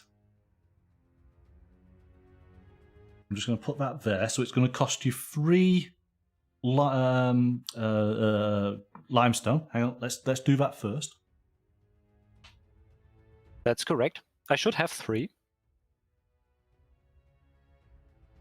You do indeed, so that's all right. So that pays that cost there. I'm just going to do the scoring straight away because you've got 3 points. So 1, 2, 3. I'm just going to, because so that I remember, I have a statue in Ra. Because you're doing a Ra action, I am able to take advantage and I can either increase my population by 3 or receive 3 faith tokens. What do I want to do? I'm going to increase the population. 1, 2, 3. So we'll come back to that because it means now we're able to open up the blue section. But let's go back to you. Actually, your population increases only by 2. I just noticed. It's population plus 2 or 3 faith markers. Yes. Do apologise. Yes, you're quite right. Still, we've still got the blue section open, so that's important. Okay, so back over to you. So you've paid your cost. You can now place this tile in the temple somewhere. And if I remember rightly, so let's just go back to checking this. This is a Ra action. So you've already had your points. So you score 1 victory point per building, not statue, regardless of ownership, in the same row or column. Score 1 victory point for each edge that matches the adjacent edge on the pillar that you're putting on in place. And then you receive the reward on the space covered by the pillar tile. Okay, and hang on a second. So yes, it's sunny. And Ra is in shade, so there's no bonus on this anyway, so it doesn't matter. So there we go. So it is down to where you're placing it in the temple and how you're putting these edges up against one another. Right. I want to put the edges in a way that both the northern edge and the southern edge match. Where are you? Where are you going to? Right north of my already existing pillar. So I think it's this, isn't it? You're on the granite, so you're going to receive granite. So let's put that to one side. And then you've got the blue touching the edge, and you've got the tan touching the other edge. Is that correct? That's correct. All right. So you'd score 2 victory points then. Score 1 victory point for each edge. So yes, you'd get 2 points. Oh, look at this. Correct. 1, 2. So you're up to 18. And you receive that extra granite. So that's been done. And your dice, because you did an Anubis action, doesn't go on your scales. It just goes underneath the scales, yeah? That's true. I took the die from a tainted section. So if I'm correct, I have to be able to produce resources now. Because I used a tainted die to activate a god action. It says that you must spend a scribe to be able to do so. So potentially... All right. Do I still have a scribe left? Yes, you do. So yes, I do. You'd be able to generate up to 5 limestone. That's true. And because I've produced resources, I get 2 scribes. See, chat, this is why Paranoid and I only play very, very occasionally. Master tactician here. Okay. I take it you're doing all of this, yes? Yes, I'm doing all of this. All right. So you're going to get 5, 2, 4. Okay, so there's 5 limestone. Right, but this is going to knock out those scales. So I'm going to set this up, and we need some scribes. Okay, hang on a second.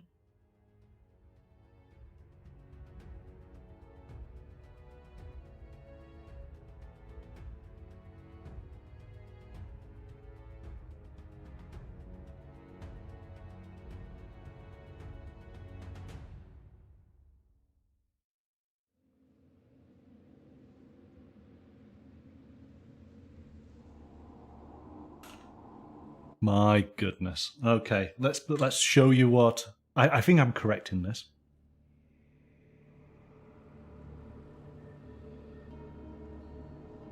Okay, so there you go. So what has happened is you have 3 limestone, but because you can only have a storage of 3, 2 have gone onto your tainted side. You have spent the scribe, but then replenished back 2 scribes. I think that's looking correct. Do you agree? Seems correct to me, yes. Yeah. All right. Looking good.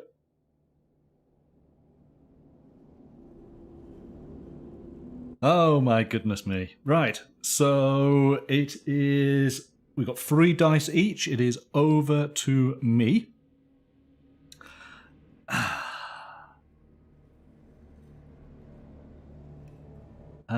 What am I going to do? What am I going to do?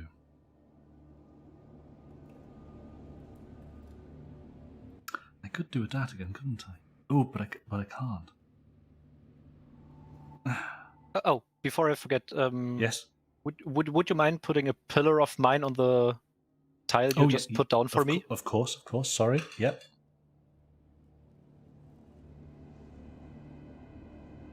Yeah. There we go. Again, this is what's really nice about these type of games, isn't it? Is that as much as we are playing together, you're doing your thing over here, and maybe I'm doing my thing over here, because we're all trying to sort of garner points from different areas of the board. There's so many areas to get points from. And what's really interesting now is, again, how the dice have been distributed. We can't do this action. There's no dice here. We can't do this action either because the dice are in the forbidden section, limiting our choices. So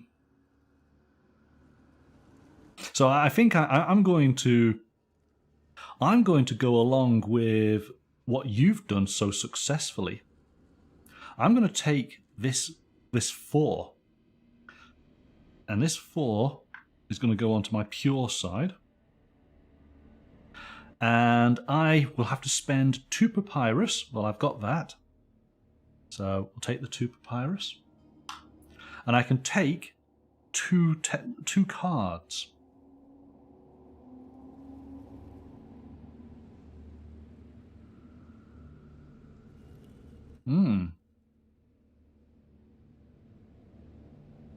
I'm going to take this card here, so gain free population or free happiness. So I am going to instantly deal with that. I'm going to gain free happiness. 1, 2, 3. I like my population to be happy. And I am going to take this card just here. When producing resources, gain 1 victory point for every excess resource produced. Alright. And so we now have to replenish. We have a blessings card. When performing a Ra or Horus action, do not pay its cost. That's pretty good. Oh boy, I need that. That's pretty good. That's pretty good. Damn. And then a technology card. When you perform an Anubis action, gain 3 victory points.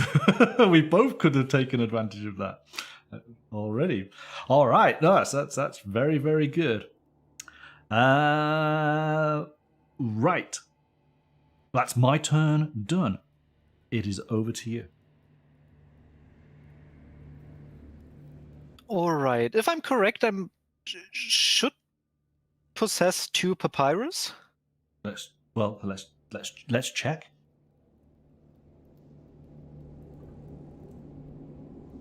Yep, I can see 2 there.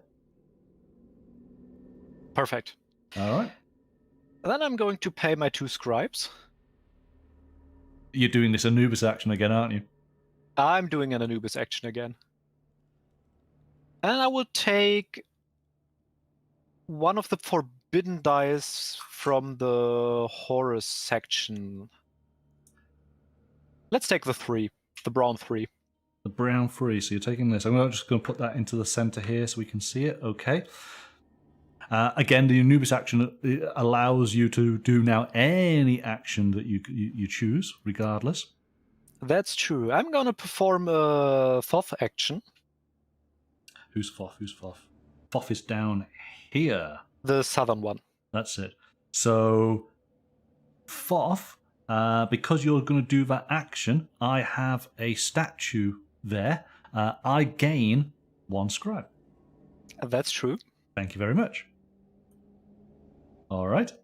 And so you are going to... You have a value of 3, so it's going to cost you 2 papyrus. So should we take that papyrus straight away? I'm gladly going to pay that. And I'm going to buy the 2 cards you just revealed. Typical. So that was performing a Ra or Horus god action, you do not pay the cost.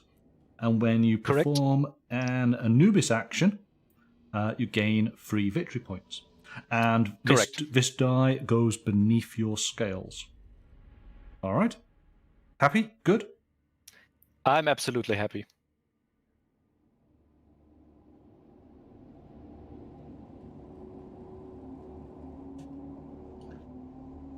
Oh my goodness me. Okay, so we then... I think that's all correct, isn't it? Yes. So we've put out 2 new cards. This is the Blessing. When performing a Bastet or Hathor god action, you do not pay the cost. So it's a similar sort of card. And a new... Ooh, you do have to put the 4 blue cards in as well. You have reached the blue section on the population marker. Oh, yes. Okay. Yes.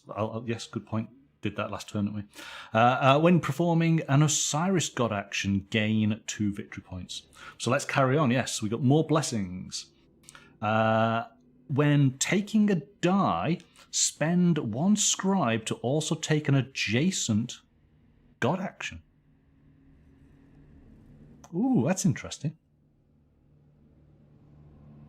So I can basically perform Well, it doesn't say... 2 god actions on 1 turn? Oh, ooh, yeah. I mean, that's how I kind of looked at it, and then I thought, hang on a second, would that be the case? That's a B18. Let's just see what it says. I need more scribes. Here we go. Play when taking a die. As an extra action, spend 1 scribe to perform the god action associated with a section adjacent to the section from which you took the die. The adjacent action uses the same die and value as the normal action and does not affect the balance of your scales. So yes, it is an additional. You can perform the normal action and the extra action in any order. Your normal action can be either a god action or an action to produce resources. The extra action, however, must be a god action. Okay. Wow, that's super powerful. Super powerful. We're all going to be producing papyrus now. The next one is when you perform a Ra god action, gain 2 victory points. And now we come on to some of these decree cards. These are for the end of game. Gain 3 victory points per technology card that you own. That's good. And gain 3 victory points per leftover scribe. We're not going to have many of those, are we?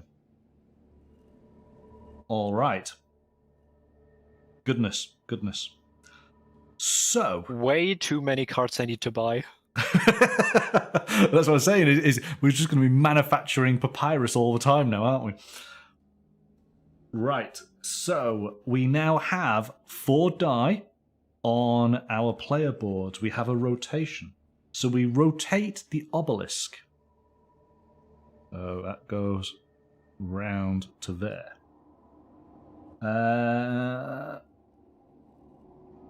So we immediately perform a Maat action. If all players have 4 dice, determine the balance of your scales. So, looking at my scales, I have 10 pure and 6 tainted. So I am a positive 4. Let's see what you have. I might be slightly negative.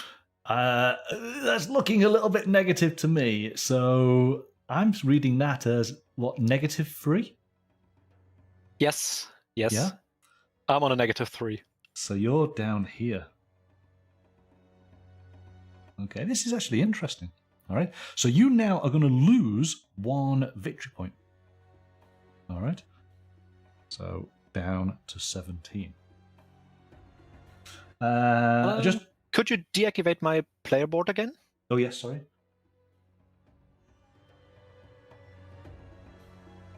So the -3 is within the -1 victory point section. Lose victory points. Determine. Now. Just make sure.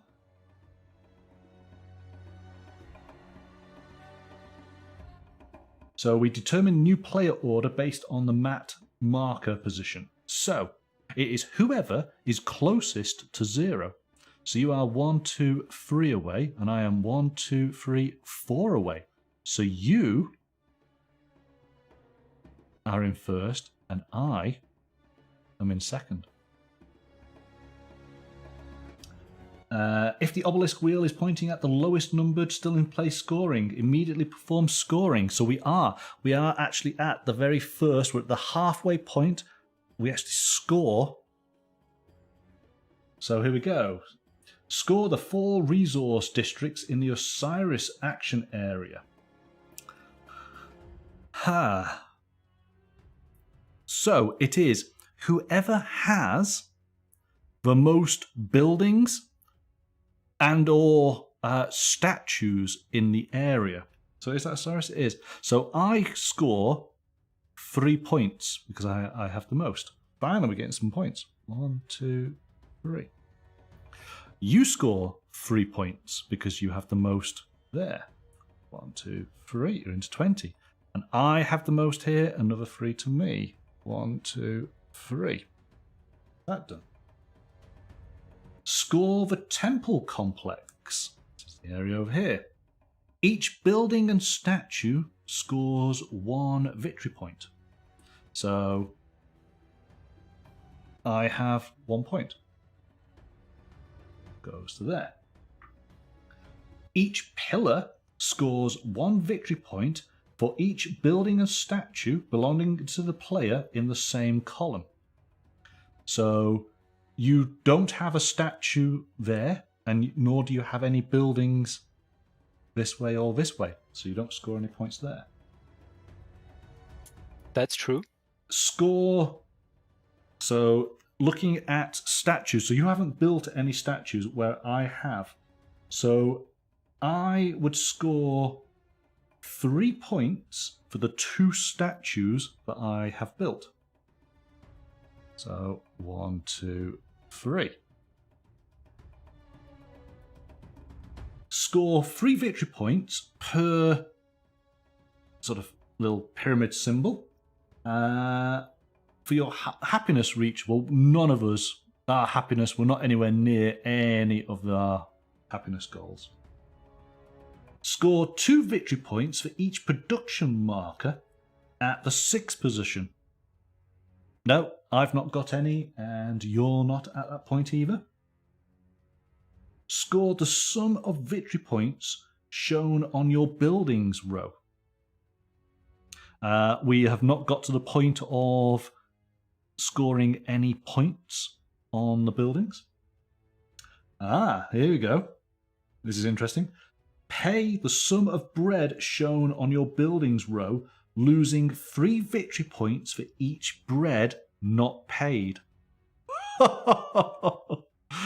Okay, so it's saying to me I have to pay 2 bread. I do not have any bread, but I have gold. So I'm going to pay my 1 gold, and I basically have minus 3 points. 1, 2, 3. Let's take a look at your board. And so you have a cost of 1 bread to pay. Do you want to pay your bread? Of course I want to pay my bread.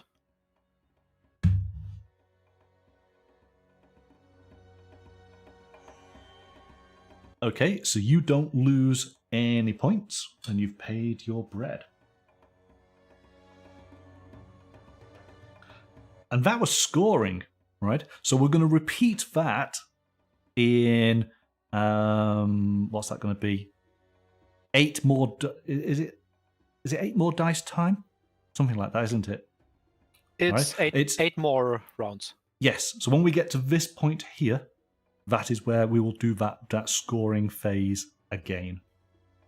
All right, but we then go back. So that was the scoring done. We've done the map phase. We then go back to the process of the rotation.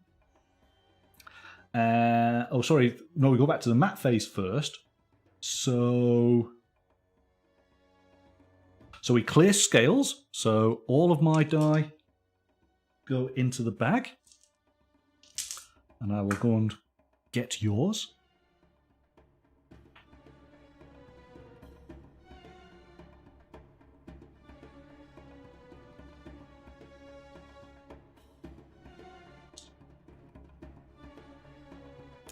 All right. Also, I think I'm right in saying this. Let's just double check.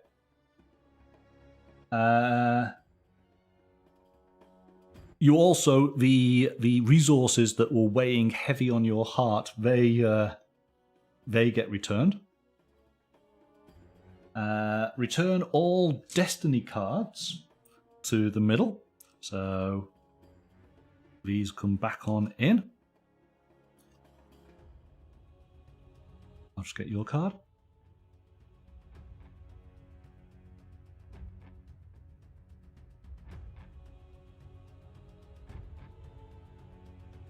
All right. And so you choose first which card you would like.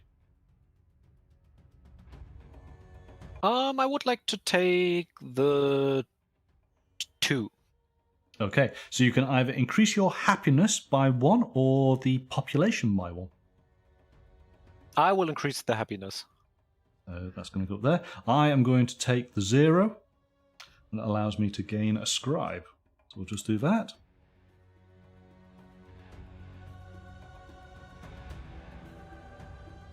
We can take these away from the board.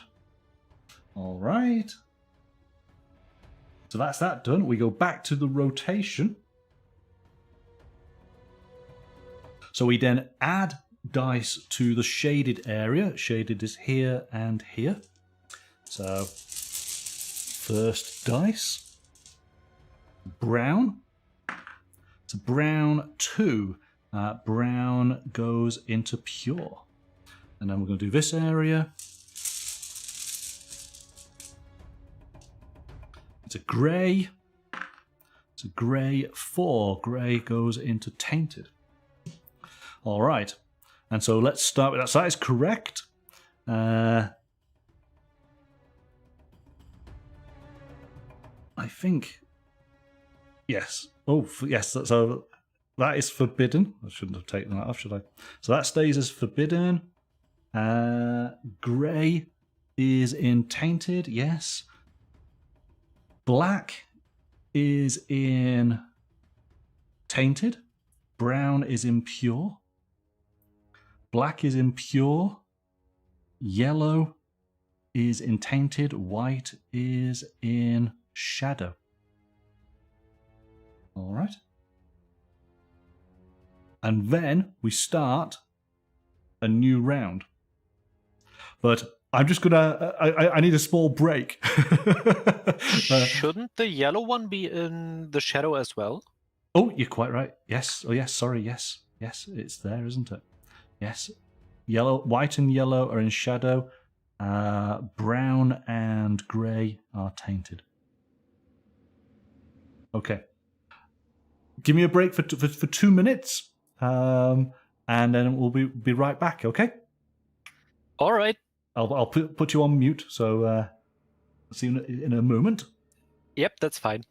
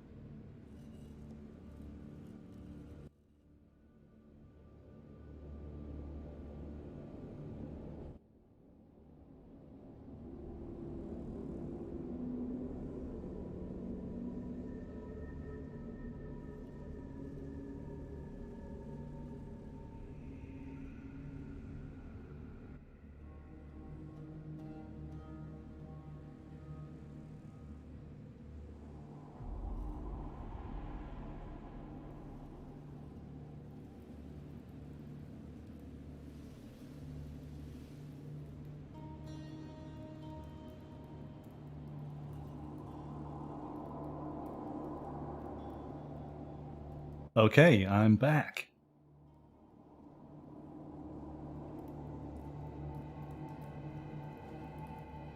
Are you there? All right. Oh, you're there? Yes, excellent. All right. Right, so we are at sort of the halfway point of the game. Well, what do you think so far?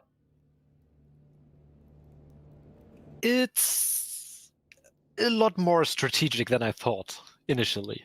Right. I mean, I have watched instructions and like videos going over all the rules, and I was like, all right, that seems pretty fair to grasp, but it's a lot more strategic. Yeah. It's interesting to see that there's definitely certain actions that we are happy doing. We're comfortable with those actions. We understand those actions. And then there's other areas that we've kind of shied away from. I do think it's one of those games where once we've played it once and we go, right, okay, and then the next time you're more confident and things start to come together a bit better. But I am certainly liking it. It's oh yes, it's a definite. As I say, you can score points in different areas, and it's like, okay, what do I want to score? Where do I want to score it? Focusing on realizing you sometimes you can't do certain aspects because the dice have just either not been rolled in your favor, or the position of the obelisk is actually stopping you from taking advantage of them. Yeah, it's very clever. I like it. One thing I've realized is we did not replenish a pillar over there, so let's put this on. Oh, you're right. So this is a light pillar. It has a cost of 2 limestone, 1 granite. And if this is... So what's this? Yeah, so if Ra is in the light section, which it would be at this moment, I'm going to find out what that means, because that is... who's that one? That is Thoth, with a 1 next to it. So what does that mean? Let's find out. Pillar tiles. So that's a sunny. I would say you can activate the P11. Thoth action with a dice value of 1. So you get to take one of the cards on the bottom. That is exactly it. Yes. Perform a Thoth god action to draw 1 card as if you had taken a die with a value of 1. See, it's pretty simple once you've played it for a little bit and you get used to what the iconography is referring to. All right. I believe we are good to go, and it is now you who is the starting player. I want to take the 4 from the Osiris section and build a bakery. Build a bakery. Okay, so we're going to take this 4. That's going to go over onto your tainted.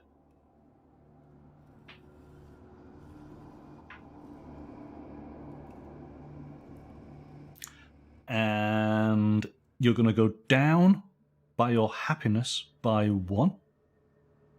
And you're going to build a bakery. Okay, well, so there's the 4. So let's just go and grab building.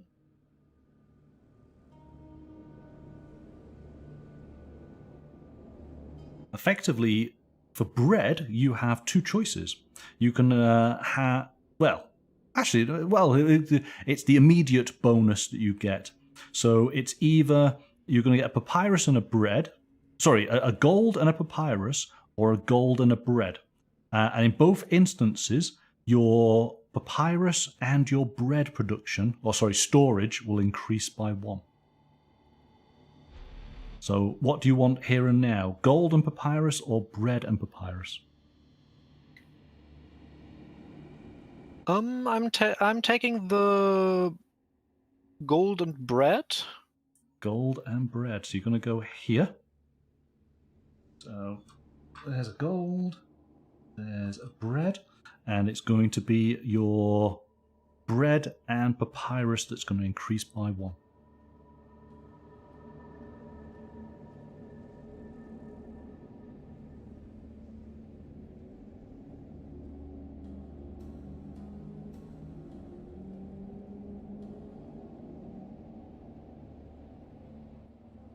All right, let's just go and take a look at your board. That doesn't count as producing bread, right? That's just gaining bread from the bakery, because I didn't spend a dice. Yes, yes. All right. Okay. So there you go. So you have your papyrus, your bread, and your limestone storage is up to 3, and your granite is at 2. Hello, Sarah. We literally have reached the midway point in the game. It's good. It's good, but there's definitely some learning to be done on it. But it is good fun.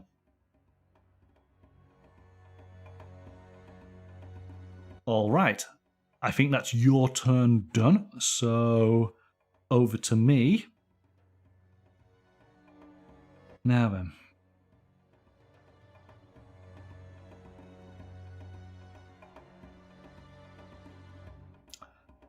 I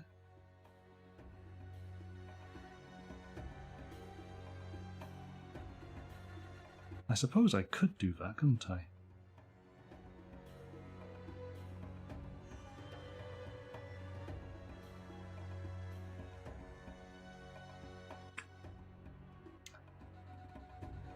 See, yes, you're definitely doing good with the whole papyrus and technology cards. And I feel like I need some of that action.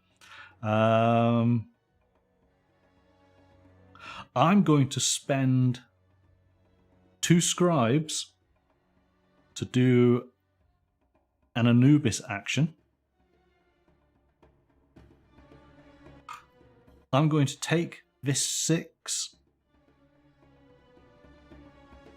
And ultimately, I'm going to do the Osiris. So I'm going to drop down my happiness by 1. And I'm going to put a building in this section here. Which means I gain 2 papyrus. And then I am able to increase my papyrus by 1. And then I can increase something else by 1. So I'm going to increase my...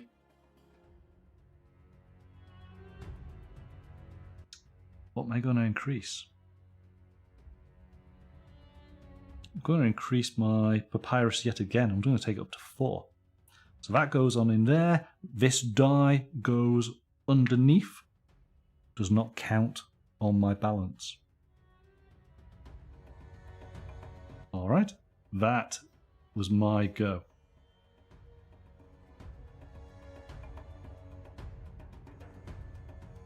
Over to you.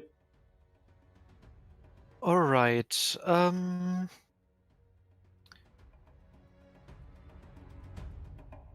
Do I have a scribe? Yes, you have 1. And 1 gold. Indeed you do. Perfect. Then I'm going to take the black 3 from the Hathor region. Black 3 from the Hathor region. Okay, that was tainted, so... Correct. And I am going to build a house. Okay, so you're building a house around the temple, so it's going to cost you the value of whichever one you're choosing in bread. If I'm not mistaken, I should possess 3 loaves of bread.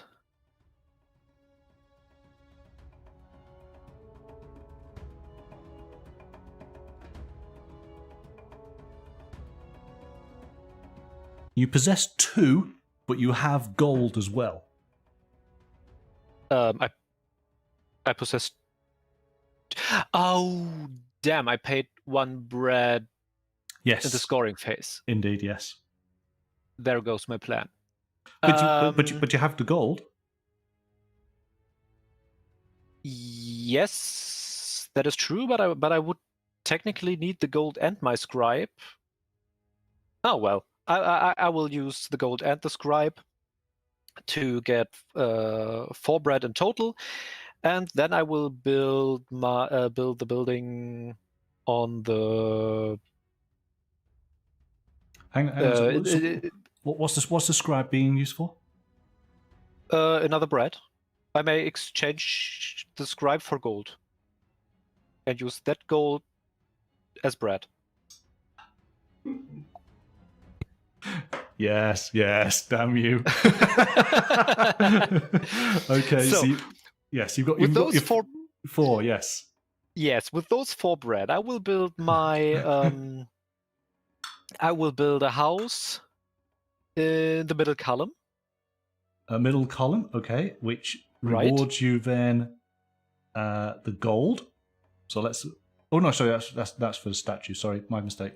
Okay, so that's for the statue. You've put the house there. All right, so we've got to go through this matrix here for some scoring. Let's see what happens. So this is Hathor. Okay. After paying the required bread, done that. Okay. For each space within the temple complex in the same row or column as your constructed building, do the following. If the space contains one of your plinths, score 3 victory points. Well, you have 2 columns there, but I think it's just for the one, isn't it? If the space, so does that column contain a pillar? It does. Well, in the little image in the Hathor region, it says 3 victory points times pillar. So I would say, based on that image, it should be 6. If the victory point contains, it says if the victory point, if the space, so for each. Oh yes, sorry, you're quite right. For each space within the temple complex in the same row or column, yes, you are quite right. That is 6 points. Oh my goodness me. So you're up to 26. There we go. That does that. Right, so that is basically it. And then advance your population marker a number of spaces equal to the value of the die used to perform the action. That should have been a 3. It was a 3. So your population increases by 3. 1, 2, 3. Done. Wow. And I get to choose one of the resources in the column? No, because it basically says if the space is empty, well, it isn't empty because you've got your pillars, haven't you?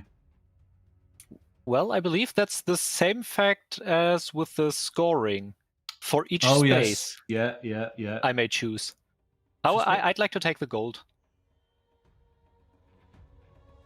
Each space within the places. Oh! Well, so, oh my goodness. So when I put this down, I should have taken more.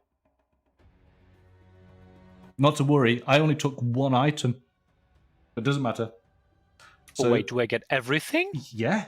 Yes, because for each space within the temple complex in the same row or column, if the space is empty, receive exactly 1 of any of the depicted resources or faith.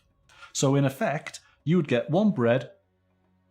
Why does that say 2 papyrus? Oh, it's because when you put the pillar down, you get the reward there. But in this instance, because of the building, you get 1 of each. So you get a bread, a papyrus, and a gold. Oh, that's even better. It is, isn't it? So you go, if the space depicts 1 limestone, receive 1 limestone. If the space depicts 2 granite, receive 1 granite. Yes. So you just get 1 of everything that is not covered. Oh. So. Oh boy, that's perfect. There's a gold. There's a papyrus. There's a bread. Let's just go and add those up to you onto your board. All right. On top of that, I will receive an additional victory point because I've exchanged a scribe for a gold.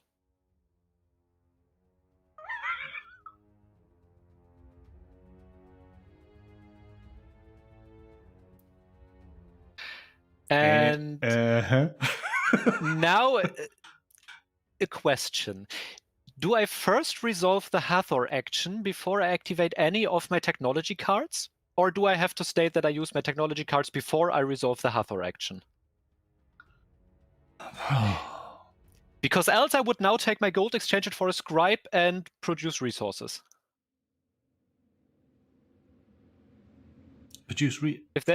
If there's nothing in the rules, I would say it's for you to decide. Yeah, I'm not that I'm aware of. So come on, tell me what you want to do. Okay, so I'm now taking my gold, exchange that gold for a scribe, use the scribe to use the black 3 to produce resources, which would result in 3 granite. And because I produce resources, I get 2 scribes.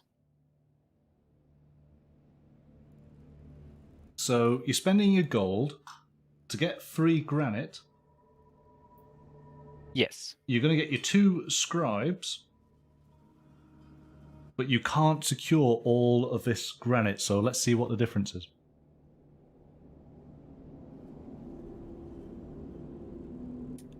That's fine with me. I just need the scribes.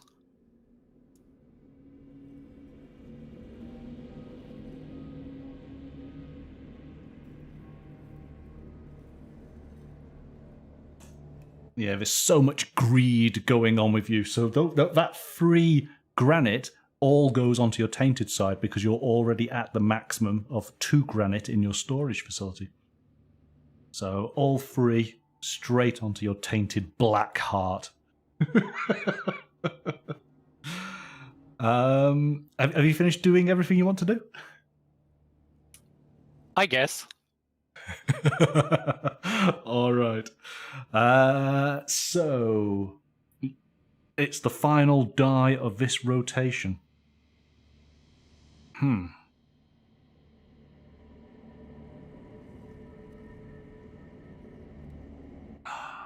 See, I can't do that. Oh, it's so frustrating.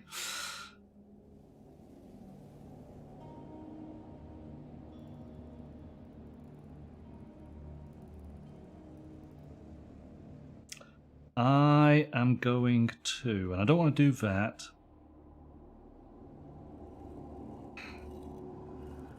I have one of those.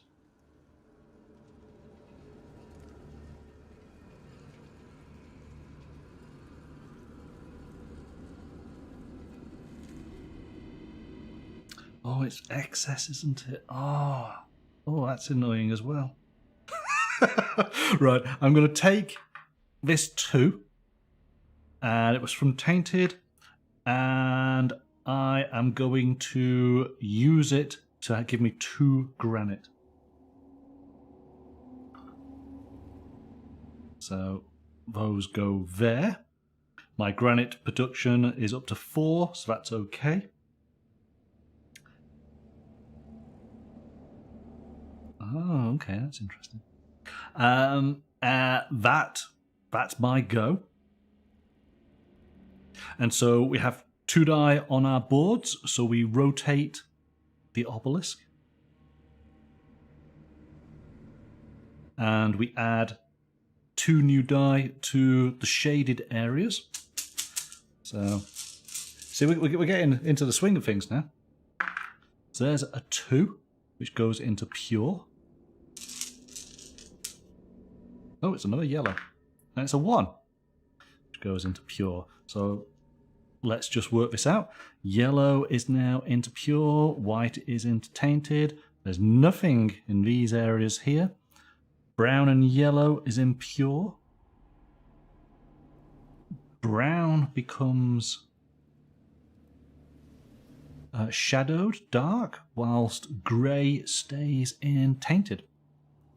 There we go. I think everything is good, so it's over to you. Exactly. Do I have 2 papyrus?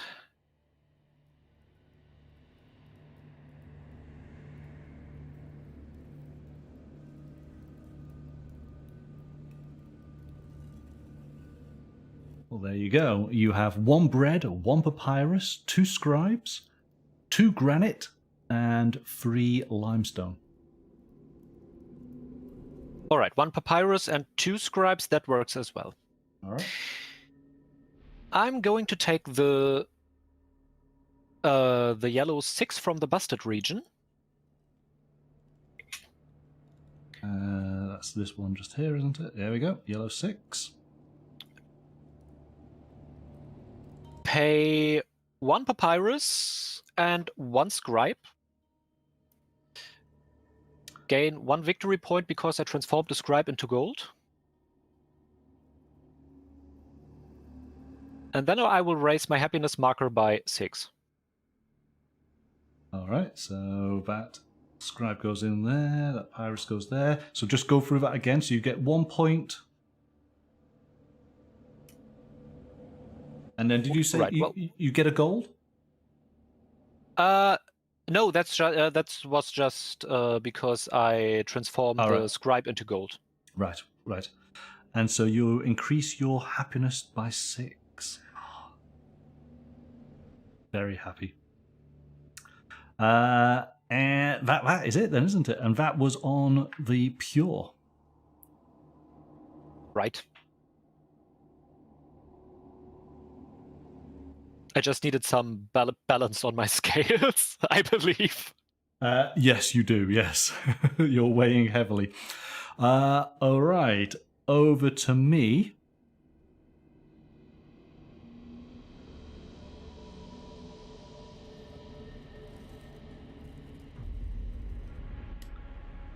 I am going to...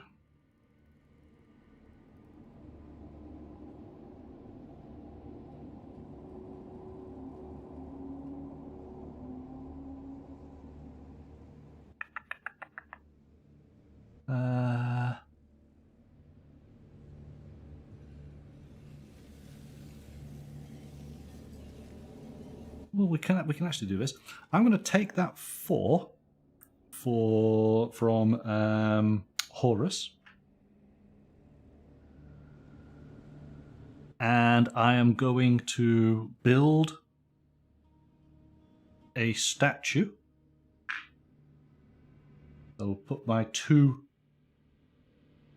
granite in there, and because it's a 4, he goes into Hathor's section. So every time Hathor is used, I will gain a gold. And that 4 was impure, so it goes over there. All right. It is over to you. I will take the yellow 2 from the Bastet region and produce 2 papyrus. So you're going to take the 2, that's on the pure. And in the process of that, I get 2 scribes.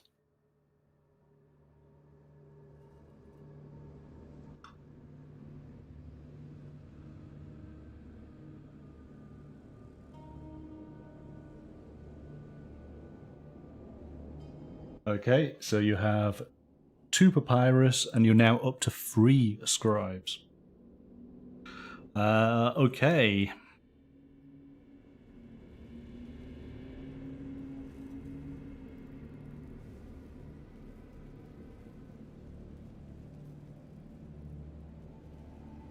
Have you noticed that the dice are actually dwindling, aren't they?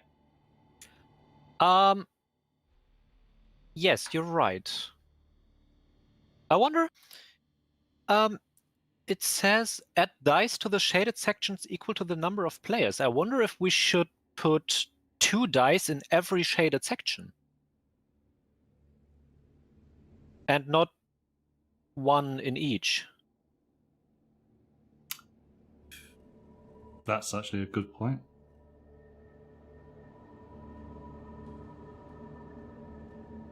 Add dice to the shaded sections equal to the number. You're probably right. Oops. Yes. Because suddenly we've got a very, very empty board, don't we? Yeah, that makes total sense in my head right now, because we turn the obelisk if when every player has 2 dice on his board.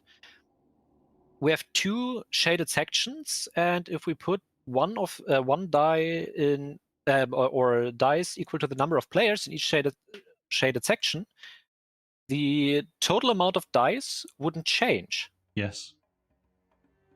Oh well. Oopsie. How can we? Yes, because we're getting to a point now where I'm gonna. Here we go. I will take my die from what we've got here, because then it is a rotation, and then we can work out how to replenish. So there's no advantage to me here and now, but we'll get the board back up to where it should be. It just means we've probably tied one of our hands behind our back for this game, haven't we? A little bit, but there we go. We're learning a little bit, yes. Okay. So.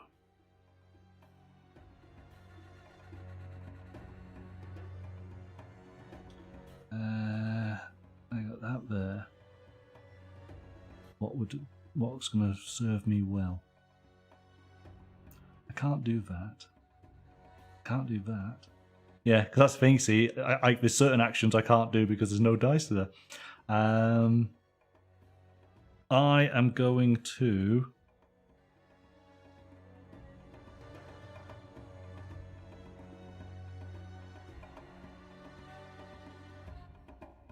I'll just take that 1 dice. So that's pure, and just get myself 1 papyrus. There we go. Done. Okay. How can we work this out? So that's going to turn.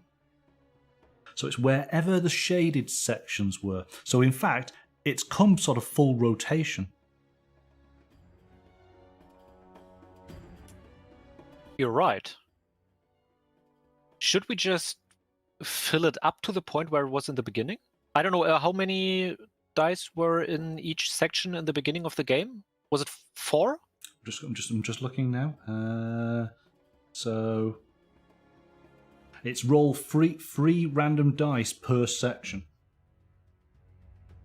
Because literally there's 4 dice on the board. We could take. Should we just take those 4 dice, put them in the bag, and re-roll and fill everything back up?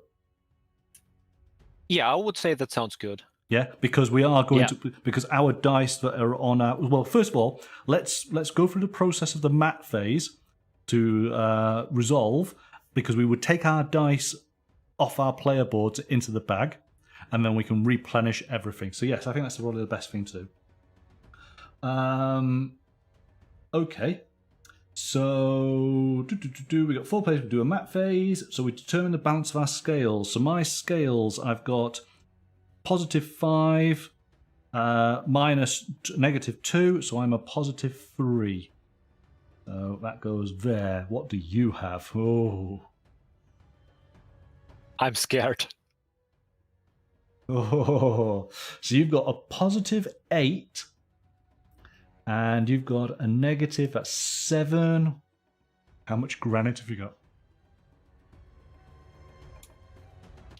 2 or 3? I'm not sure. I think it was 2. Oh, it's 3. Oh, it's no.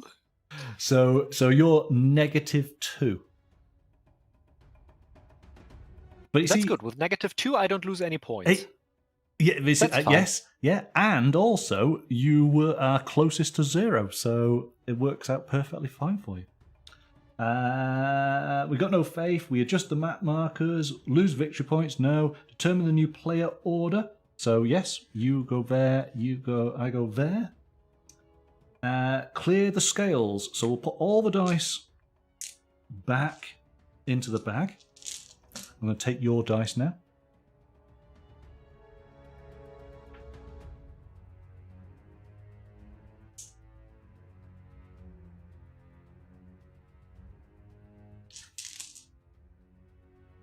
All right, put those grannies away. So for anybody who's watching or who ends up watching this historically, we kind of have messed up a little bit as far as replenishing the dice on the board. So in order to sort of balance things out, we're going to take all the dice off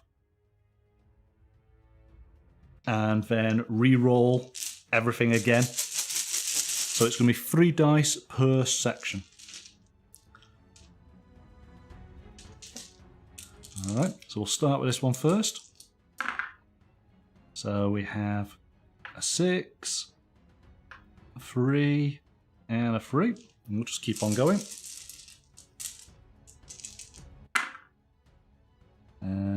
That is a tainted. That's a tainted. That's a pure.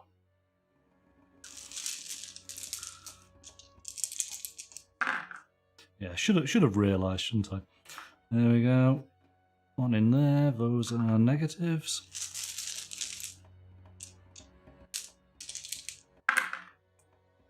And so that is tainted, negative, and pure.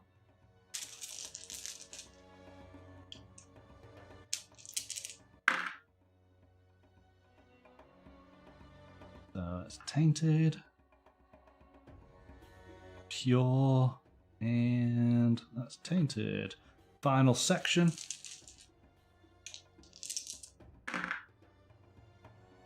So these are in pure, that's in tainted. There we go. See, we can do stuff now. That's true. That's true.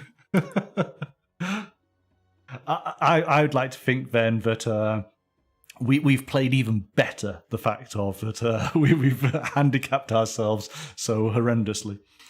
All right. So we have sorted out the rotation. We've done the Maat phase. We're ready to start a new round. And so basically, there's 2 more rotations. So in effect, it's going to be 8 more dice, isn't it? Oh no, hang on. It's going to be 4 more dice. It's 4 more dice. 4 more dice. Right, we're so close to the end now. All right. Here we go. But first, we have to choose new destiny cards. You're quite... yes, you're quite right. You're quite right. So destinies come back.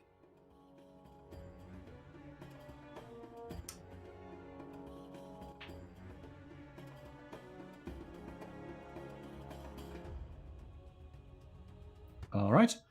You get to choose first. Yes, I think I want to take the gold. You're going to take the gold. Gold. I want gold. I'm going to take the 2. I'm going to increase my happiness.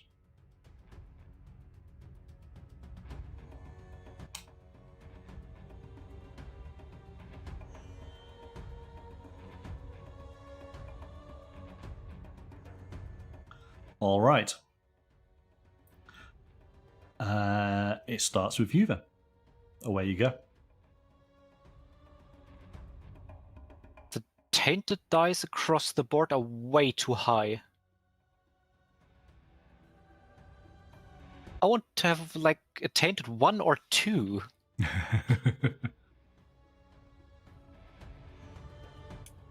So I guess I will take the gray 5 from the Ra section. All right. Grey 5. So that, just quickly, because I can, that allows me to increase my population by 2. I'll do that. 1, 2. Now let me just double check. I'm pretty sure it's your happiness that needs to increase to get to that bonus, not your population. But let's find out.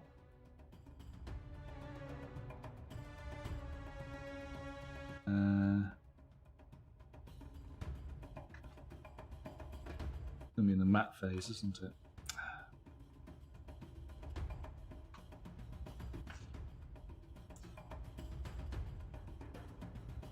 We'll get to the point where we'll know this off by heart.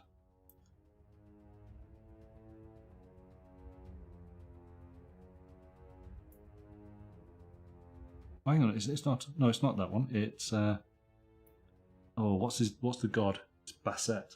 That's why I'm looking in the wrong section.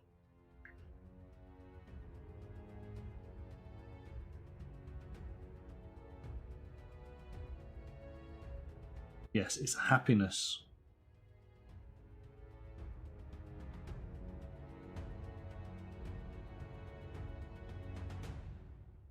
Okay. Yeah. It's happiness, not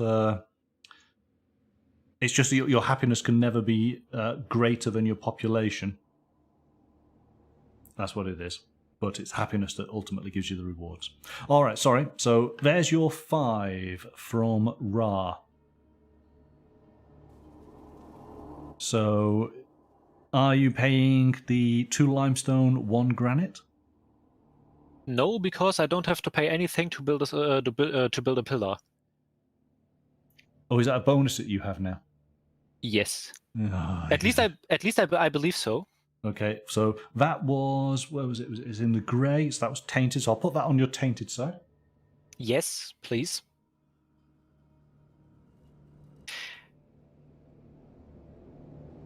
And you are right. No. You don't have to pay anything. I want to build that pillar in the top right corner. Okay. Oh. Top right. That goes in there. Okay, so first of all, you get 3 points for the fact of doing the pillar. Please turn that twice to the right. Yeah. I want both Yeah. sides to match the color. Yeah. There you go. So you got your 3 points. And let's just go through. This is the Ra action, isn't it? Make sure I get it correct. And I should score 4 more points for the corners. So score 1 victory point per building, so there's none on the row or column. Score 1 victory point for each edge. So 1, 2. And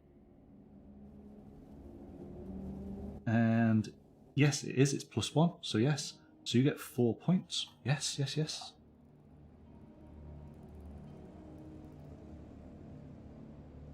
Okay. That's that done. I think that's it, isn't it? And we need to put your pillar on it. Right. That's done there. And was Ra in the sunny? No, Ra was in the shade. So you do not get the advantage of the bonus that that particular pillar had.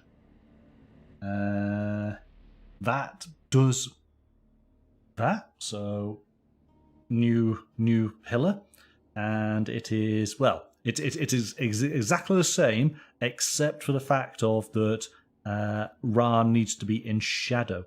So in fact, next turn you would be able to get the bonus if you managed to do that one again.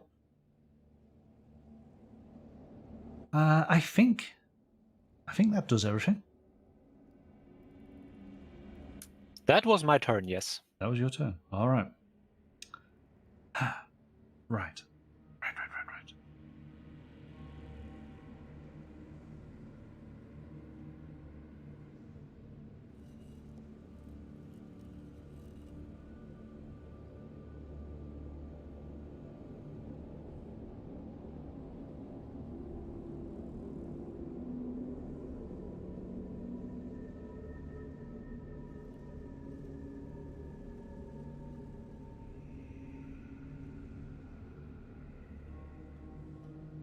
Oh, how do I get some points?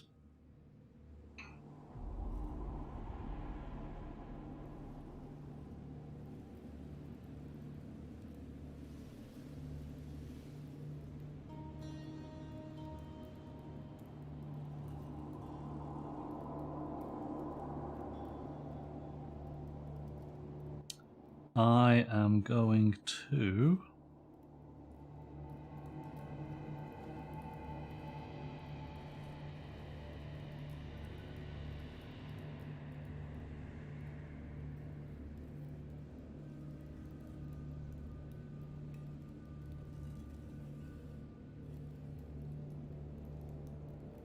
It's so annoying.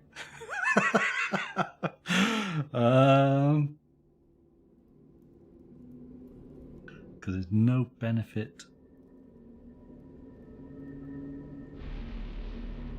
I don't need any of that.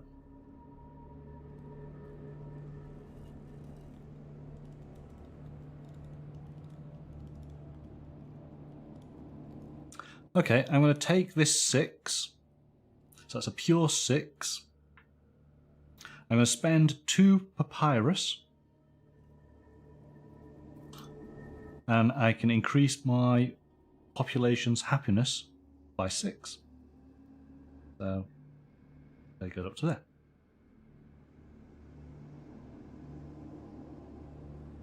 That's me done. That was easy because there's no bonus on a 6. All right, over to you. All right, I'm going to take the pure 6 in the Hathor region. Okay. First of all, you will gain 1 gold. I will gain 1 gold. Woohoo! And I will pay 2 bread. So let's just take that.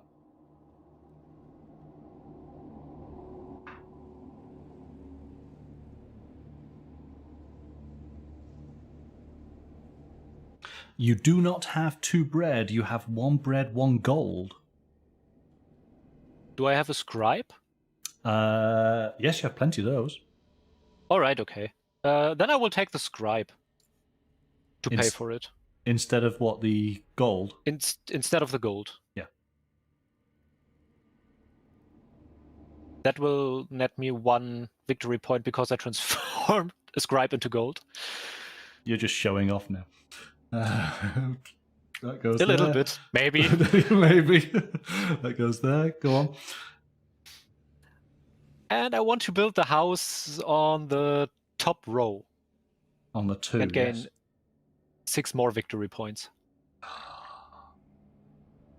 1, 2, 3, 4, 5. 42. 42. Afternoon, Chris. Welcome. You join us watching Paranoid Spectre school me in this game. He's at 42 and I'm at 17. He's definitely picked up on the strategy. He knows what he's doing. Then I will get 1 faith token and 1 limestone. Indeed. We've not bothered with faith tokens at all, have we? That's true. Okay.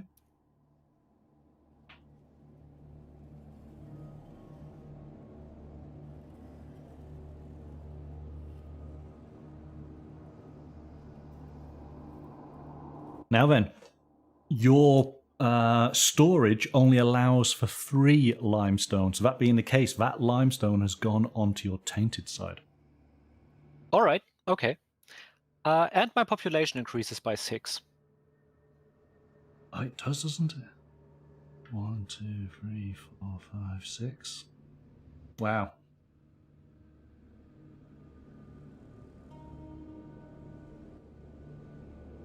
Right.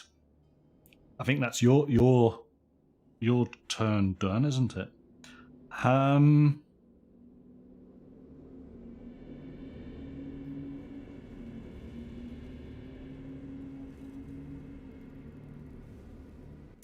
I am going to... I'm going to take this 2. So it's a positive 2. And I'm going to build a statue. And my statue is a gold, thank you very much, and a granite. And so it costs me 2. And I am going to put my statue into the Horus section. So anytime a statue is built, it is going to be either a papyrus or a bread. All right, sounds good.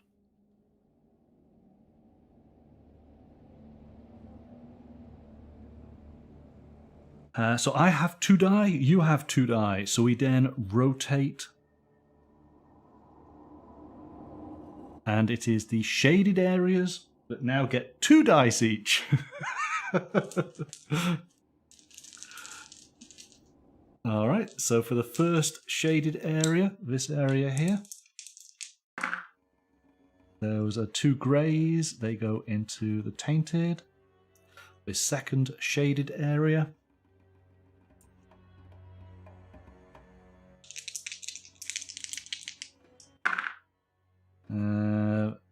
we've got a yellow goes into pure, and the black goes into forbidden. Right, hang on. So we now need to sort out where things are. Brown now goes into forbidden, grey stays in tainted. Yellow is pure, black is tainted. Yellow and brown is tainted, I think. No, yellow is forbidden. Brown is tainted. White is forbidden. Brown is tainted. On this one, white is tainted along with everything else. My goodness. And in here, black and brown are forbidden. All right. Oh. Amberden, thank you so much for that resub there. 21 months. My goodness. Thank you so much, sir. We're just playing, in fact, coming to the very last turn, near enough, of Tekhenu, Obelisk of the Sun from Board and Dice. So, I think we're good. It goes over to you. So literally, there are just 2 more dice to be picked up, 2 more actions each, and then it's final scoring. That's true.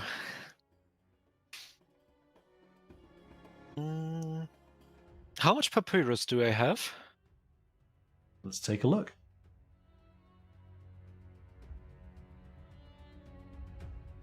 That looks like 2 to me. Yes, perfect. That's awesome. All right, then I'm going to take the, I believe it was a Grey 4? Yes, the Grey 4 in the Thoth region. So pay my 2 papyrus. Hang on a sec. So Thoth, I get to receive a scribe. So oh yeah, okay. Yep, true. And so as a 4, it costs you 2 papyrus to be able to pick up 2 cards. Right. And then I will buy the last 2 cards. So that was it was in tainted, wasn't it? Yes, it wasn't tainted. Oh, your dark heart is weighing upon you again. You're going to take the last 2 cards, yeah? Correct. So, if I remember correctly, it should be victory points per scribe and victory points per technology card. Yes, it is. All right.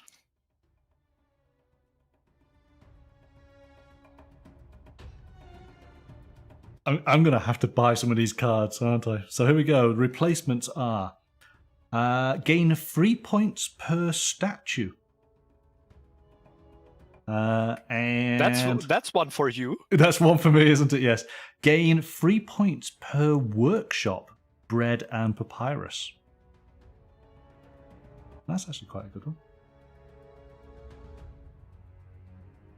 Okay.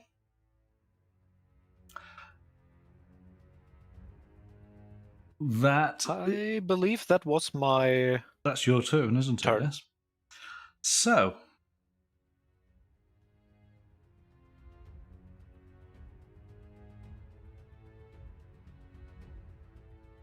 yeah.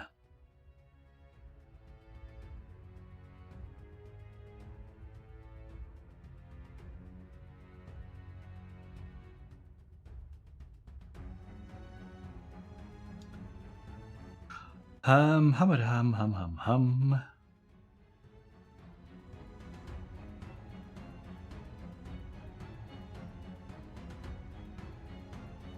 I'm going to take that. It doesn't work. I'm going to take the 6. That was a pure 6. I'm going to take resources, so that's 6 papyrus. 4, 5, 6. Now I can only store 4, and I've already got 1. So it means I am 3 points over. Those free papyrus, because of my card, becomes victory points. Those 3 go on my tainted, but I get 3 points for it. 1, 2, 3. So I'm up to 20. Yay! And that's it. Over to you. All right, the very last turn for me. How does my balance look?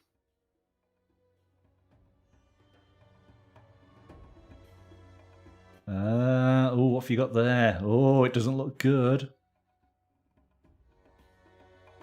That's 10 to 6. Yeah, that's fine with me. Is that fine? Okay. Yeah, I think so. I'm going to take the yellow 2 from the Osiris region. Is it Osiris? Yes, I think, yes. The yellow 2 from the Osiris region. Yes. And I'm going to produce 2 papyrus. 2 papyrus. Oh, that's nice and easy. And that was pure. And we'll just Correct. Take those 2. Okay. And because I have produced resources, I get 2 scribes.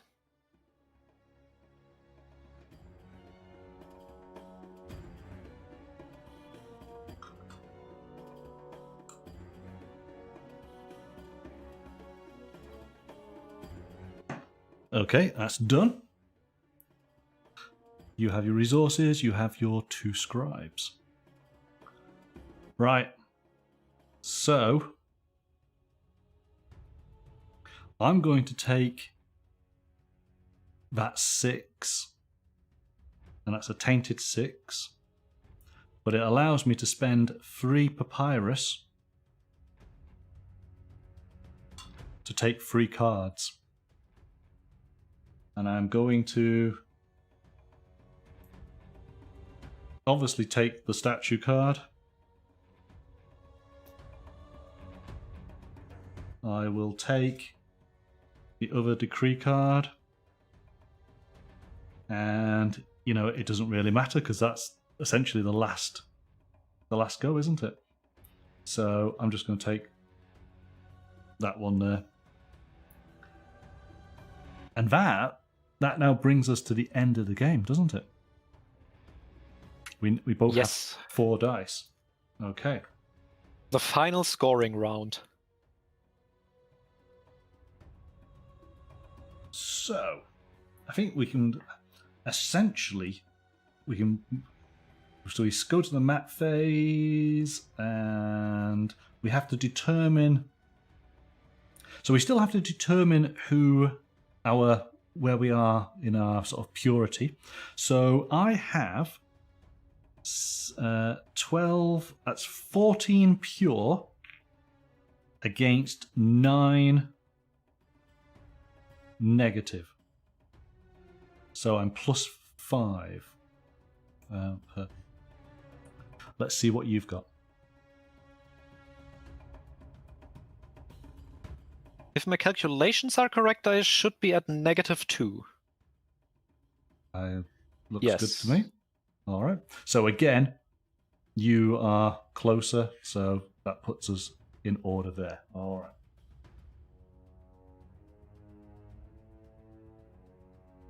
Oh, I'm going to be in trouble, aren't I?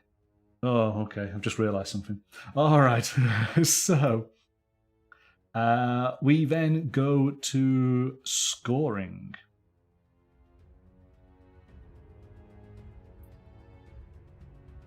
So here we go. We score the 4 resource districts in the Osiris area. It is whoever, and I think. So let me just double check on the tiebreakers on those cards, because those are important, aren't they? So the Destiny card, the Ankh value, page 11.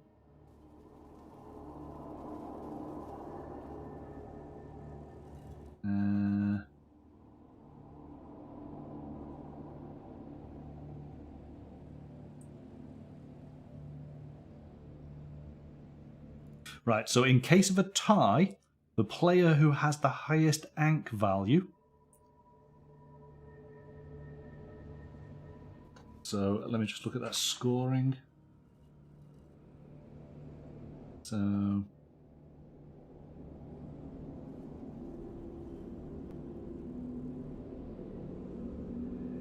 okay, so here we go. So we start off, we'll start with this section here. So I receive 3 points. 1, 2, 3.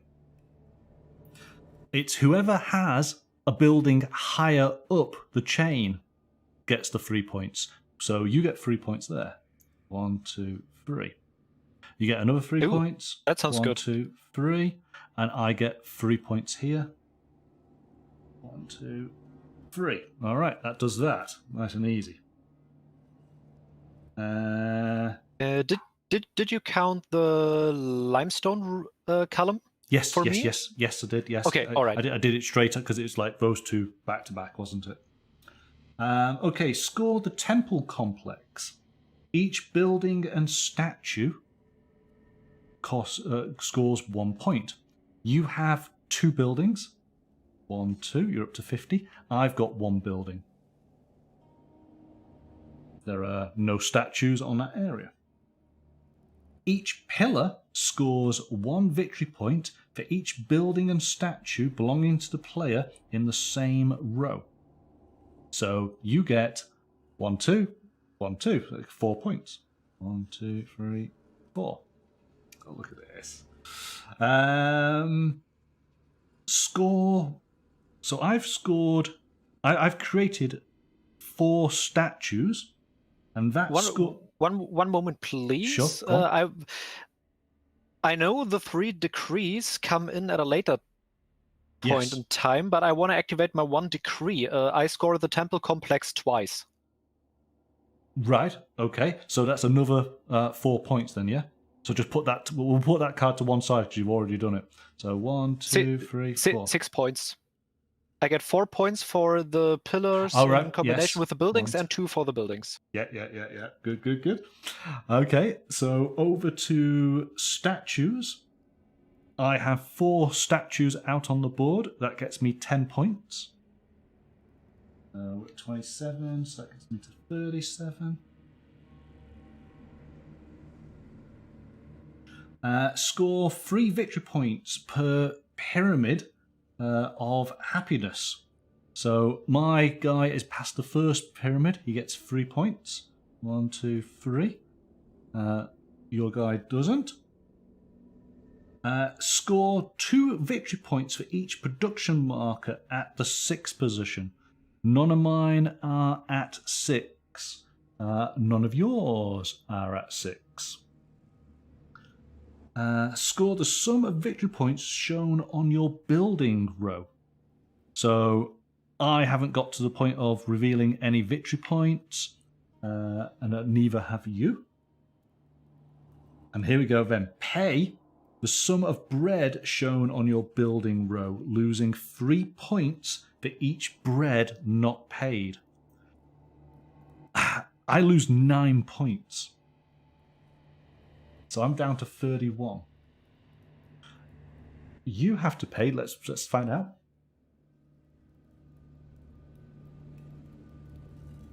You have to pay 2 bread. Do you have 2 bread? Well, I don't think so. So I believe I have to pay with 1 gold and 1 scribe. Okay. So you've paid that card where you can just interchange. Gosh, so good. Oh, I receive a victory point. I exchanged a scribe for a gold. You're just rubbing it in now. You're at 61. Okay. So that takes us to the end of scoring. So that removes that marker. But we then go to the after scoring. So we get to score up to 3 decree cards of different types. Right? So let's take a look at your decree cards. You've already scored one of them, yeah? That's true. The temple one.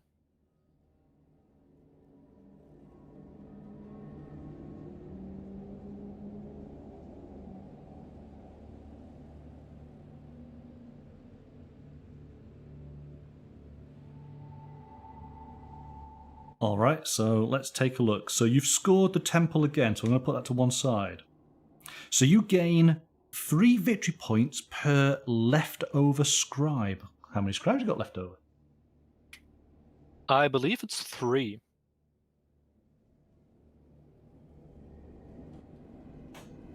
So that gets you 9 additional points. You're at 70. You then get 3 victory points per technology card. Oh, Rogue is saying, so did Monkey get spanked? I'm being spanked right now. So let's see how many technology cards.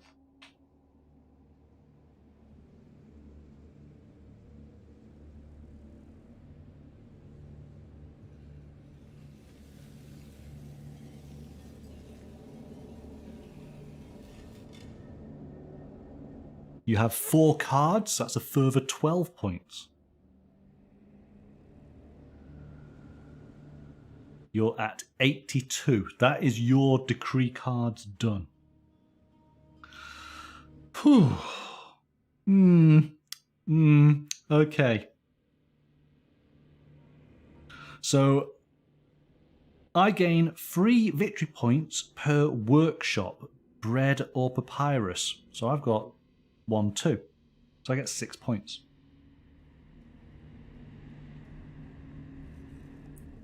I gain 3 victory points per statue. So that's 12 points.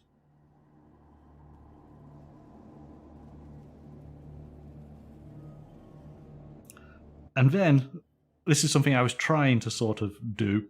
You gain 1 victory point per step between your happiness and the lowest positioned happiness marker. So 1, 2, 3, 4, 5. It's another 6 points. Luckily, I raised my You happiness did, up yes. to the end of the game. Yes. Oh, as soon as you boosted it up by 6, and I was like, oh, damn you. All right. Score 3 victory points if you are first in turn order. You are. 1, 2, 3. You're up to 85. The player with the most victory points wins. So you scored 85, and I was at 55. There you go. That is the end of the game. What do you think? I like it. In short, I have to say, I like it. It has a whole lot of luck involved. I mean, my points are just because I got really lucky early in the game when it said you don't have to pay for the Ra action and stuff like that, and that I could buy basically the combination between the Tainted Die God action, so I can produce resources, and I get 2 scribes when I produce resources, and then at the end of the game I get 3 points for every leftover scribe that I still have. So I would say I had an absolute huge amount of luck here, but the strategic component, just to realize that these options are there and that you just use it or switch strategies, that is amazing. Yeah, I really like this game. It's basically on my strategic level. Indeed it is. Indeed it is. Yes, other than, we did handicap ourselves quite considerably with not having replenished the dice correctly. So if we ever played it again, that's certainly something we would be aware of. And as I've already commented on it, it was interesting to see that there are certain actions each of us felt comfortable with, knowing how that worked. So there's other areas to the game that we probably need to invest in. I didn't do anything with the pillars over here. I probably need to do a little bit more of that, get used to that. But yeah, that was basically a given fact in my style, because I started with the decree card. Yes. Score the temple area twice. Yeah. And I was like, all right, okay, let's build an absolute amount of pillars and buildings and everything like that. I have to say, I would have built way more pillars if we haven't handicapped us so hard. Yeah. I think we could have produced and done a lot more. So fair. So and the fact that you've got 85, given the handicap, I think you did very, very well. Again, it'd be interesting. See, unfortunately, it's all down to table space. This game does allow up to, I think it's 4 players. And I think that would be interesting. Certainly, maybe 3 players, having somebody else on because we very much your side of the board, my side of the board, in a type of actions. Having somebody else in there, in confusing the mix a little bit, probably would have been a nice element. I do like it. I do like it. It's definitely a game that you probably have to play a couple of times just to feel comfortable with it. To then, your knowledge of the game will allow you then to put forward a strategy of, okay, this is what I want to achieve, and you feel confident because you've played it a couple of times that you know how to then go and achieve that. This game, a first time game, it's always a little bit, okay, let's understand how things play. But oh yes, very nice, very satisfying. Yeah, I have noticed that during the course of our game here. At first, our turns were like pretty slow because we had to take everything in and just understand how everything works with the other elements of the game. And then at the end of the game, our turns were like, yeah, I'm going to do this and this, and now this happens, and I obtain those resources and stuff like that, and over to you. Yeah. We picked up quite a lot of speed at the end of the game. When you think that I looked at the time, it was 2 hours effectively for us to get to the halfway point. And that included a bit of going over the rules, wasn't it, at the start? And then this final half of the game, we're an hour and 20 minutes. So it's less than that. It's just over an hour to do the other half. So yes, our speed and familiarity definitely picked up. We definitely felt more comfortable, again, in certain areas. So yeah. It's good fun. It's definitely one that I'll have to bring to the table again at some point. Yeah, and I have to say, I really like the element with the turning obelisk, with the 3 regions like shadow, light, and the what was it called? The dark area. Yeah, the dark area. Oh, sorry. Shade. It was light, shade, and shadow. Right. It was light, shade, and dark. Right. This is quite an interesting element to see the different kind or the different colored dice to have to be blocked when they're in a specific area. That's something I haven't seen before in a game, I have to say.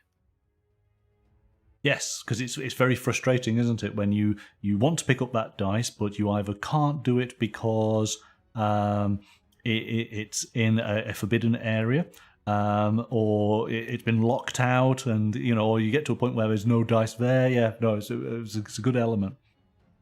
Good element, and so, or not the color that you required it, or even the pip value to be able to do the action that you want it to do. Excellent, cool. No, that's a lot of fun. Thank you so much for playing this afternoon. Thank you as always for having me. You're very welcome. Thank you for putting up with my strategy. No. It's all good. It's all good. Yeah. As we always say, first games are always a learning game. It'll be the next time. That's true. That's true. Right. Okay. Well, I think we'll wrap things up there. So again, thank you so much, and look forward to playing another game with you in the future. Of course, as always, I'll try to make time for gaming. So as long as it fits in my schedule, I'm always up to playing games. Cool. Excellent. All right. We'll say goodbyes then. Yeah. Goodbye, everyone in the stream. Thank you for having me again. Goodbye, and yeah, I think I'm stealing your voice line now. Bye for now. You're welcome. You can absolutely steal that one. Thanks, Paranoid. We'll talk to you soon.